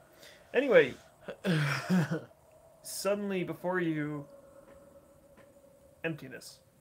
That same emptiness that you saw before. That just sea of just moving objects and things floating through nothing. You feel immediately that you're not hungry, that you're not thirsty, that you are very relaxed. It is a very calming place. You could, in theory, walk up, down, left, right, any direction. Not like on air, but if you were to find an object, you could move in any direction. Because there's no gravitational pull or anything. It's not like you could just jump. Hello. But yeah, that is where you're at currently. You don't recognize this as the place that you were needing to go, though. I'm going to attempt to focus in on the portal that I know Azrael told me to go through. Because he had mentioned the one. Roll advantage, nice, okay. because you're remembering the... What am I adding? I'm just going to have you Arcana. Okay. Which is no advantage for me, but 16. Let's see. Yeah, no advantage, so 16. Okay, you sense the direction, if there was any. Okay. It's like... It's... Up and to the left. Yeah, it's basically... It's almost like outlined, like down, Okay. like further down. Okay. You just don't know how to get there. Mm-hmm. General direction. It's not like an exact pinpoint Uh-huh. on a map or Uh-huh. something. And the Gitzerai, Shakar, turns around and looks at everyone and says, that could have been very, very bad, and I feel almost bad for what we've done. But let's put that all behind us. It is neither a Okay, so if you could take us to your people, that'd be awesome. right. I want to ask him, what do you suspect your people will intend to do with us, if anything? I imagine they'll probably try to kill you at first until I talk to them for entering the monastery. But if we can manage to get to them and talk to them and you can present, they will probably keep you in holding until the decision has been made what to do with you. Do we even want to deal with that? I mean, Oh, dang, man. They just want to immediately imprison us. we could just float straight towards our destination and deal with whatever obstacles might come. Yeah, we could You do might that. just kill it one hit. Seriously. Yeah. Maybe we should just do that. I don't know. It's like, I don't know. These people obviously won't really like us. It sounds like they won't like us either way, even though we kind of saved this dude. Yeah, I don't know. Well, he sees you all kind of discussing quietly amongst yourselves, and he looks over past the ways, and he reaches pockets, and he's searching for something. Did I have a stone on me? Had a small circle, had a symbol on it. You wouldn't be able to read it. I don't think he had one on you. What's it for? Roll deception. Did he have one on him? Yeah. Oh, I thought he didn't. Yeah, he was one of the 4 that did. Oh, But you did say that, so okay. That would be a 7. he eyes you. He's just well. At any rate, if I still had it, I would be able to communicate with my people. See, I'm gonna say, hey, Odeon, you found a couple of those, didn't you? Odin looks at you, just says, "Yes." His eyes go wide, Yes. just like, "Why did you say that?" And he says, "Why, yes, Wyron, I did." He holds it up and hands it to you. Here, take the yellow one. I don't like the color anyway. And so he hands it to you. Okay. Okay. And then the gift comes over and says, "Please." Should I? I say, I kind of step. I don't step like directly in front, but I kind of step up and I'm like, and I say, wait. You just said that they'll try to probably imprison us, or put us in holding. It's possible. I don't know the future.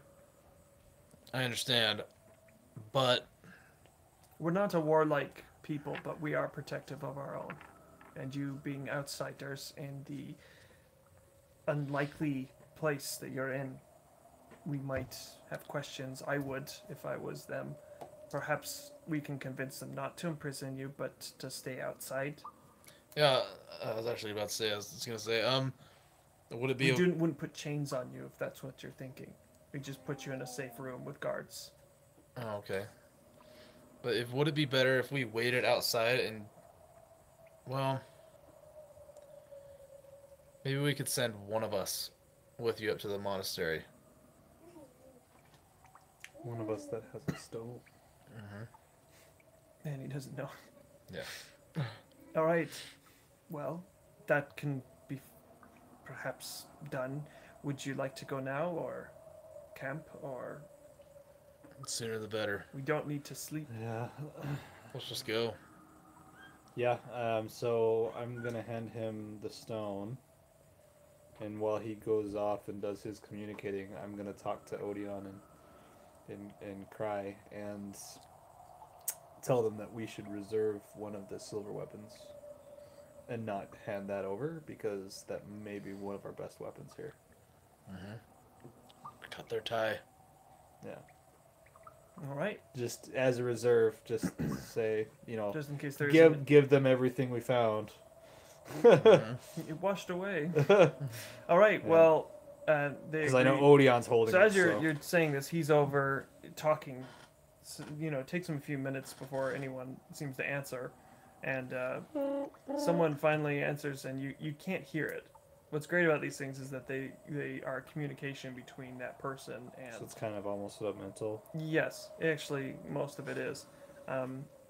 And you hear various words you've heard the Gith say before to each other, but nothing makes sense to you. You don't speak Gith. But he comes back to you and says, all right, it seems our rock is over this way. Ever floating, ever changing. It's always hard to find your way to us. Okay. All right, so he leads you to this really small platform area and says, when I tell you, jump. Hard. Okay. And so he stands there, and I want you all to roll in acrobatics.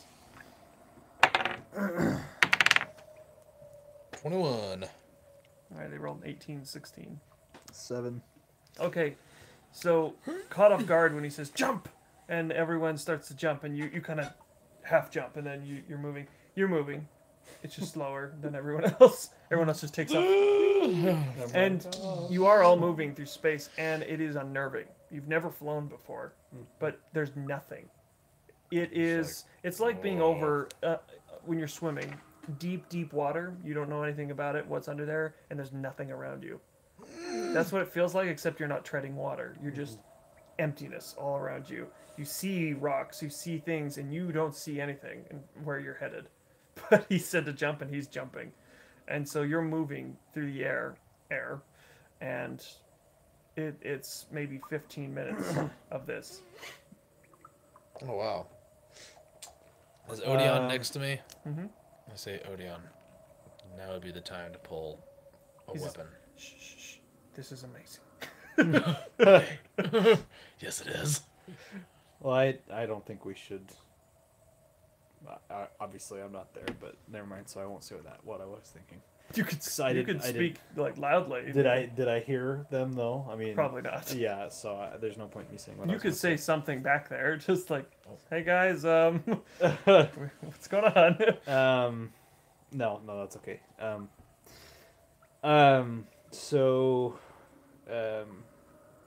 I want to be concentrating on portals while we fly. Okay. They're everywhere. Uh-huh. Like nothing near you, but you've actually flown by a couple rocks, like huge rocks. When I say rocks, it's almost like a mountain, Uh-huh. And as it passes by, you sense that there's one. It's like a very deep, like purple, like color as you pass by. It's open too. You've passed by another two along the way, and one of them had someone standing on it, just looking at you guys fly by. He was wearing a red cloak. Looked like some kind of cultist of some sort, but Necromancer. totally different mission, totally different thing. He could have been there like 1,000 years ago. You know what I mean? This time doesn't exist. That portal could have led to back, when the Necromancer first took power. I mean, it could be anywhere. Man. Just then you see Carl's Ichabod, and I'm just Right, kidding. I was like, That would be so fun. That'd be nuts. Are we moving towards our portal? Yes, and actually, now that you guys have been doing this for about 15 minutes, you see that there's a mass ahead of you that you're floating towards. Like solid mass. Mm-hmm. Definitely a mountain-sized mass. I want you all to roll perception.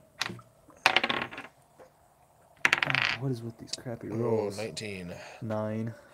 Okay, you and Odeon both notice at the same time there is a ship well to your left that's moving left, Yeah. that way towards your left side. Yeah. And it is this huge, like galleon-looking thing, but very strange, much like the craft you were on, but in much larger form.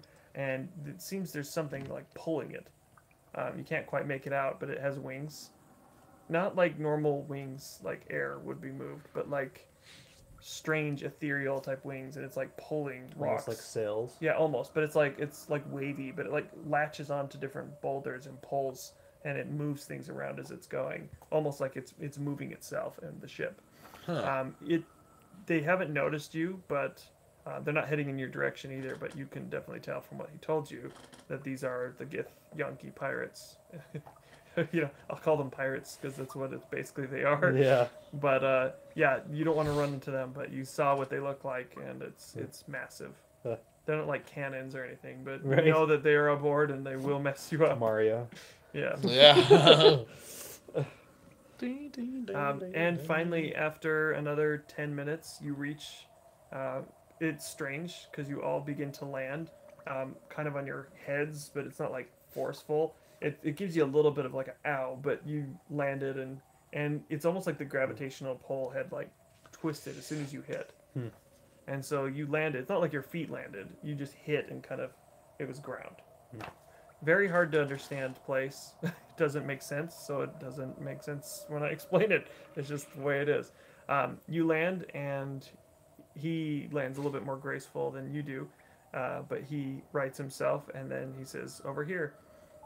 And to speed things up a little bit, you walk through some jagged rocks and this trail that has been carved out by many footsteps, and you see actual stone walls and a monastery type looking thing. Very imagine like a Japanese monastery, but more tribal, if that makes sense. Mm-hmm. And you reach the outside of it, and the big wooden gates are there, and there's two Githyanki. No, that'd be terrible. Githzerai standing there. Oh, they took over. Dang it! No, that happens all the time, but no. In this case, it's the Githzerai. And he approaches them, and they're standing there with spears, and they see him approach, and they're okay with that, but then they see you, and they're a little wary. And he goes up and speaks to them and says, "I will translate." And Odeon starts muttering to himself because he knows. I wonder why. He knows. You know that spell now that you've heard him do it a couple times. He's casting a spell that helps him understand any language, and he begins to tell you what they're saying, and he's saying exactly what happened to him, that his people. He says our outpost was taken out. We've been completely wiped out. I'm the sole survivor. And one of them turns and said, "Oh, 4,000." And he turns and says, "Yes, they're all dead." He says there was a few that were taken captive, but I have no idea where they went, but we're scattered. That tribe is lost. And he says, "Well, how many Githyanki were there?" He says they were in the 10,000. And basically, the understanding is that there was a huge camp in the Underdark that was completely taken out by the Githyanki, and they came in force. They somehow knew where they were, and he does say some Drow were with them, and a Drider, and a few other beasts of the Underdark, but mostly it was just Githyanki. He said we killed many of them. For every one, we killed about 2 at the beginning, but over time we just were too weak and too unprepared for such an attack. They killed men, women, children, elderly, anyone that was near. They're all gone. And he says, "Well, who are these people that are with you?"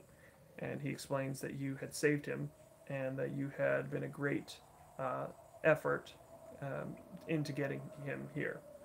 And they say, "Well, we'll go talk to our leaders, and we'll be back." And that's what happens. So they go inside. Well, one stays out, but the other one goes inside. To speed it up, that's what happened. Right. I could go into like voices and talking Right. the great history of the people, but let's just think with the Right. meat of this conversation. Meat. Well, I do. Well, I mean, so I guess they're going in. I do kind of want to be standing back and away. Sort of just what's the word? I don't want to come off as threatening.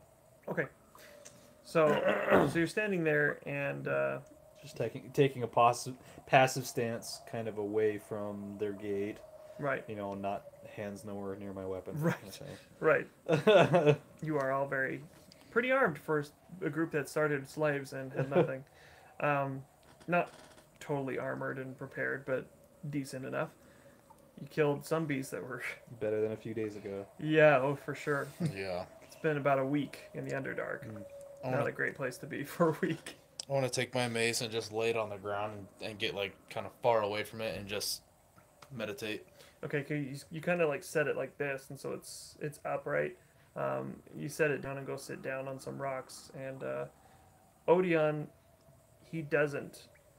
He actually steps forward and starts talking to the guard, not to Shrakar, but he starts talking to the guard. You have no idea what he's saying, and the guard begins to laugh, like Odeon told a joke that was really funny, and it's okay. And then Odeon seems to persuade him of something, and the guard actually walks over to the rest of you and starts talking to you, but you don't understand him, and Odeon starts explaining. He says, oh, he's never actually been to our side. I mean, he had when he was a child, and they raised him and just took him right over here. He had been on different planes, and so he's aged a bit. But I was talking to him about his family, and they're all here as well. They said, this gentleman says that we can actually stay in their place. Not that we need to sleep, but rest, I suppose, if we needed to. He seems to like me. Yeah, probably more shocked that I spoke his language than anything. Cool. All right, then the other guy returns, and he turns to him and says, after coming out of the gates, he says something, and Odeon translates. Says, "They're permitting you to enter if they have the silver swords as proof." Okay. And then he turns to tell you that, and then Odeon says, "No need, I already explained." And then he's still a little confused why he can speak the language, and he just brushes it off. He's like, "You don't have the ring." By the way, to use the ring, you actually have to use the ring. It's not like you just understand. Right. Just letting you know. If you want to, you can use it. Right. Well, I'm a little bit worried that it's something that they... Sure. You have no idea yet. Because some magic items don't have all positive effects. Right, yeah, I haven't had really a successful arcana on it yet, so... Alright. Since Odeon can translate, I'm not too worried. Alright, who stowed the swords? Was it me? Because whoever stowed them is the one that has to get them. If you stowed them, then you did it. They just say you did it. Because, I mean, it really doesn't matter. And we killed 3 giths, so are there 3 swords? Yes. So... Yes. Okay. 3 swords. Okay.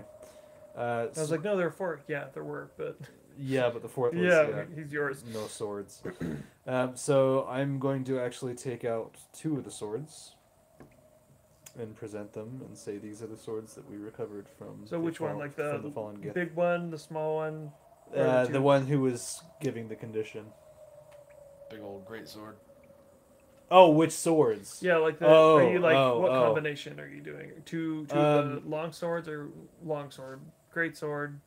I would say great sword and long sword, and then keep one of the long swords in there, since I would be proficient with a long sword. All right, so as you step forward, you're holding the 2 swords, and the Githrai Shakar says there were 3.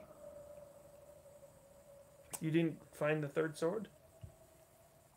I'm going to say the bodies were floating in the water, and I did not have a chance to recover a 3rd before it floated out in the lake. Roll deception. Let's use this one. Hope it's not like a 1 or something. Right. That is a...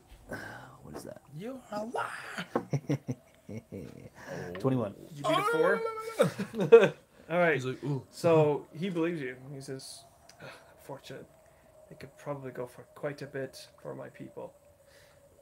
All right, so he leads you in. You are now entering a place that no outsider has been Cool. ever. So Cool. Do we all enter or just one? you all enter, Oh. and you're walking the streets, and streets. It's an actual like city built in to this monastery area, and surrounding these large steps. So around the large steps, there's houses. They're all on top of each other, mind you. They're not like spread out. It's not that much room, but there, there's people looking down, and men and women, and they all are very shocked by what's going on because surely the information wasn't relayed to the whole populace. But as you pass by, some of them are calmed down by Shakar and the guards, saying it's okay. We want them to enter. They helped out Shakar, and some people are like clapping, but it's not like clapping. They're just like moving in a strange way. It's like a very strange clap. Like it's an applause without clapping. Yeah, it's strange. You go up the long staircase, and as you get up further, you just see this strange expanse all around you, reminding you that you're where you're at. And you get to the top, and before you even get to the top, there's a man standing at the very, very top, and he introduces himself as Brazik. And Brazik is a very old Gitzerai, which is strange because they don't age. So he must have aged a long time before he entered, or he's gone back and forth so many times. Over time, it has been able to age him some. And he bids you to enter, and when you get in, there's a very strange shrine. It's not like a shrine to a god, but to a person. That's a gift. The one that helped them get free of the... Gets right. Yeah. Or So Zerai. So there's Gith, Zerai, and then there's Gith Yunki. And so oh yeah. maybe not in the lore because I know the lore, but I'm just gonna say the name was Zerai, Okay. and it was a woman. So anyway, you enter in, and he sits you all down, and he waits for you to speak. I say, thank you very much for letting us in your city. It is an unbelievable honor. We can see that this is a very sacred land, and we do hope that our presence doesn't taint the majesty of this place. Right, roll advantage on perception. Actually, gain inspiration. That was really good. Thank you. 7 plus perception, so 10. Roll advantage. Oh. No. Ooh! So you're like doing a flatter roll. Yeah. It's less of a perception. 15 plus persuasion. 3, 18. All right, he's very flattered. He understands the respect, what you're trying to say to him as it's translated to him, and he sees you all as heroes. You didn't need to save him. You could have easily killed him in the Underdark like everyone else would have, robbed him and left him for dead or whatever. But he sees you and communicates this through his translator, Shakar, at the moment. And a couple of them speak common, and he does say a few broken words in common, but then reverts back to Gith as he's not totally fluent and wants to make sure his point is driven across. And he says, "You are welcome to stay as long as you would like. Time doesn't make sense here, so when you leave this place, time should resume about the same as when you left it. Some time would have passed, but it all depends on what portal you go into." I guess I want to ask him about. I just want to ask him about the city, and what types of places he thinks we might benefit from visiting. In our city, we're not exactly a upper world city as you would have known. Our cities are different, but perhaps you may find things to trade if you have items, or perhaps we can give you some gifts if you don't have items to trade. Also, what kind of challenges lay outside the monastery?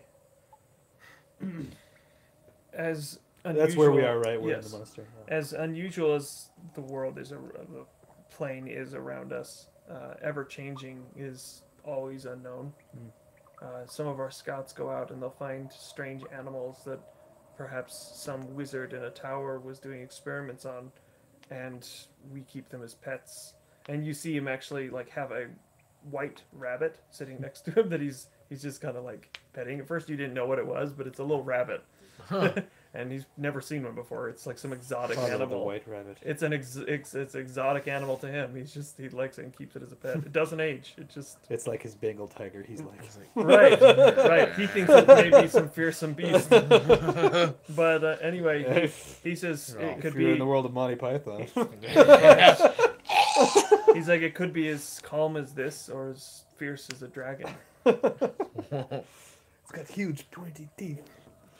Look at the bones. All right. It can jump about. Could jump about and multiply by the thousands. So we will be wrapping up soon, but Yeah. I want to get to one little point before we do. Okay. And then it's a good jump off point for the next one.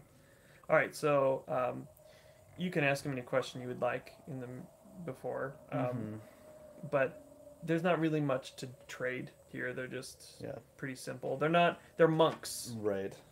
If you were in a Githyanki place, they would have all sorts of loot. Mm-hmm. If you went and raided one, tried to kill them, you would get lots of loot, but you'd also probably die. But you know what I mean? Like it's a place you see there are very humble, simple people. They believe in peace, but also in protection of their people. Right. So I guess I do want to ask, there's all these pirates, near your monastery. How do you defend yourselves? it's like we have magics of our own. They don't dare get too close. And he looks at you and he sees your like robes and he looks at all of you and says, "You have the look of slaves about you. We know this look well because we were slaves." We were enslaved for a number of years. He walks up to you in particular, and then he sees like your because the strap comes like right here, and you have that burn from the brand that they gave you like immediately when you got in there, and he looks at that and says, "Have you been followed?" Said we Not to our knowledge. not that I know of. We kind of closed a path behind us. He brought the cavern down behind us. And you suddenly see his eyes go white, and he goes into some kind of trance for maybe 30 seconds, and then his eyes return to normal again. He says, "This isn't just a brand. Let me give you another gift." And then he comes up to each of you, and you feel this intense searing burn, but it's gone when he does it. He says, "This wasn't just a brand. They've been following you. They don't know where you are now because this is a place that they cannot track in. But your past without a trace left it impossible to find you. You went blips at a time you disappeared. They knew you were on the lake. They were following you on the lake." He's telling you this. He's explaining this to you, how they were right behind you on several occasions. And had you stayed longer in some locations, they would have come up on you. But now they have no way to track you. Cool. I bow to him and I say, "Thank you so much." He says, "For slaves, I will do anything." You are surely a righteous man. Like that is. We need to destroy those SOBs. It is definitely a mission to do, for sure. I say. That's not cool. The Yuan are pretty devious. Jeez. I say to him. It's lucky that you came here.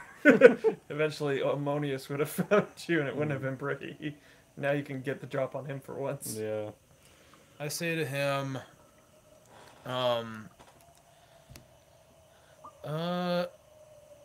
Do you know of Azrael? And he says, "I'm unfamiliar with Azrael. Is Well, he a friend of yours?" he is our father, "I'm sorry, I don't know your father." and he is a sort of a god. In that case, I definitely don't know your father. The gods don't Okay. look down in the Underdark. Well, our father led us here. He gave us the perception of seeing this place and told us that we were meant to be here.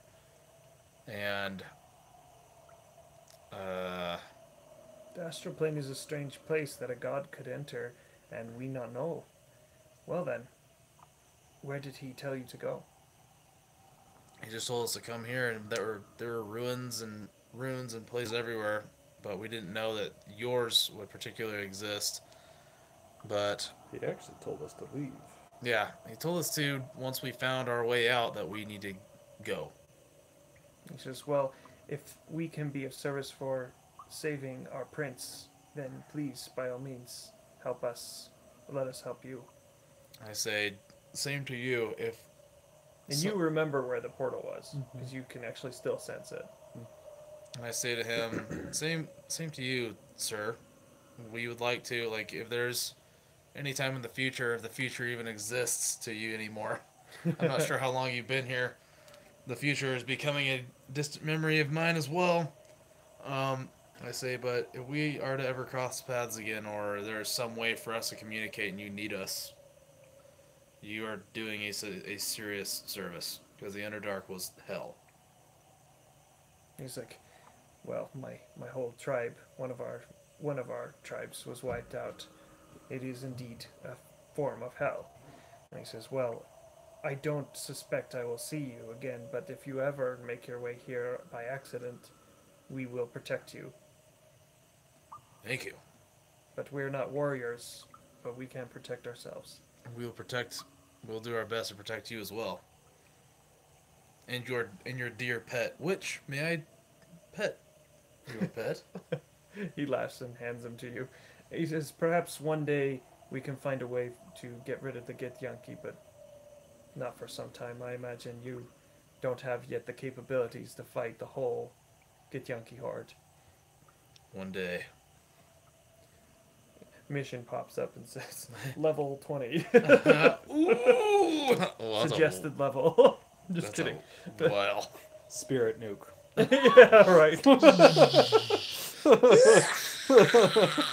I don't think level 20. I think you guys could probably do it in like 4 or 5 levels. I wouldn't recommend it yet. But anyway, he says, all right, then I will send a guide. Shakar, would you mind leading them out of the Underdark? I mean, out of the astral plane. You're still here. oh, you never left. Okay, so and Shakar bows and agrees, and as you're about to leave, they say, keep the swords. It's an insult to the Githyanki for you to hold them. I say, keep them. Use them to slay other beasts. That we will. And I want to bow to him and then stick out a hand to shake. And he looks at your hand. I just go. And so I'd he still hold it. reaches forward and grabs you by the wrist. and do you a shake shake. his hand. He bows to you, and then it's a strange bow. It's like he puts his hand out, and then you're off. You're out of the monastery unless you want to do anything here before you leave. I am going to say Ika nagagalak ko kayong makilala. I know what that means. I don't know what that means. How did you know they speak Tagalog? Yeah, I was like, is that to go? Yeah. It means it was a pleasure to meet you, but it was very formal. He's like, That's the only phrase I know that I'm willing to say. What you're willing to say on your show. Yeah. Anyway, all right. So what happens is they actually, as you're leaving, they all they hand you a necklace each, a very simple like wooden necklace. But you've seen the symbol on a few of the monastery things, and it gives you a +1 to perception. And Nice. and they say as long as you have this, you'll be able to have the foresight, which you don't. It's perception, but they say we honor those who honor the Githyanki, Sarai. And with that, you leave the monastery, which could be forever, or could be years from now, or whatever their time is. Could be a different leader The whole place could have completely changed. But he leads you on paths and leaping from rock to Yeah, rock. it's like. And you finally make it there, and you are on the same ground that Azrael stood. What is interesting is you see Azrael footprints. Are they burning with white fairy fire? No, but you recognize the barefoot footprints there, and you're. It's my father's! It's Proof interesting. Bigfoot exists. I mean, no wind or anything could have eroded where it stood. Your footprints right there because you weren't there, but he was actually there. And the portal becomes open, and he says, "The thing is, once you go through, I don't know where you'll go. You'll be the good news. This leads to your plane, and it does not lead to the Underdark." Thank you. I can't imagine Azrael steering us wrong. Yeah. That'd be strange. History check. Does Azrael... Well, I mean, I guess he'd have to have... Well, no. So, does Azrael inhabit a physical form? Okay, so I know that. I know that. Okay. Yeah. Okay. He is. Because not all gods do choose to. He does. Okay. Yeah. But we've seen him, right? Like, we've met him and... I don't think you've actually met him, Oh. like in person. I'm just saying, you know, this could be the trickster. Oh, shoot, was just a man. thought. Yeah, jeez. Oh, boy. Yeah. I'm having second thoughts. I'm just thinking. Did the trickster have a... Does he have a form? Well, he can assume. Yeah, he can't assume a form. And he was... Hanging can I out run an in the insight on my Underdark. memory?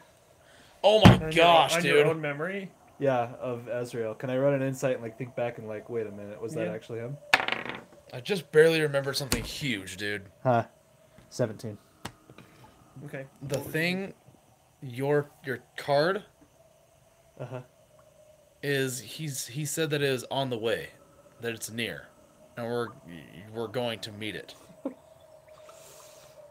This could be it. So, yeah, I'm rolling a 17 on Oh, on my man. memory of Azrael. Like, was that actually him? You son of a. Oh. That was not him. How do you do that? Oh my gosh. Let's not go through this No. portal. Man, when you said that, I immediately thought of that card and thought, So you're about to step through the portal, and just as you're about to step through, Because he's been there the whole time. yeah, he was Yeah. hanging out. just as you're about to step through, Shakar, you turn around and you just say, "Whoa, whoa!" And you have this conversation, and Shakar says, "Isn't this the portal you said to take you to? Do you not know what's on the other side? You said it was for your upper We've been... lands." Yes. However, we've been followed by an interesting one. How do you guys do that? That was good. Oh. That was good. Last second, too. That was like you're about to take a step in. You don't even know where that would have Dude. gone. I do. I know where it's going. We've... Yeah, You're right, So- we have been followed. we have been followed, not by our slavers, but by another, and we now believe this to be a trap. He says, "Well, I know. I thought it was strange that you wanted this one. I know one particular that heads to Nokrashal, which is the dwarven stronghold, which is not far from the Grimmire Peaks where you were taken, where you told me. You guys traveled with them for a long time." He says, "Nokrashal is a safe place, and I thought it was strange that you wanted this portal. I've never used this one before. So nobody knows where this one goes. Most portals, no one knows where they go." Oh boy. You smell sulfur coming out of that one. It's like It is hell. the 9 hells. This is why I like D&D. You just never know what your players are going to catch on to. Holy cranberries, dude. So you want to go to the portal that goes to Nokrashal? Yeah. It's not far from here. Yeah. Let's go. Let's go to the safest route that you know of that we can take. He takes you there, and you step into a very nice portal that you end up in the middle of a dwarven city that is safe, that is out of the Underdark, that is on the upper side of the ground. Well done, we're ending it there tonight. Oh my gosh. Sorry, that probably killed a lot of No, your... no. I was leaving slight hints, but I didn't want it to be so obvious. Yeah. I gave you guys hints, but I let you guys remember what you remember, and that was brilliant. That was brilliant. I'm so psyched that you got that.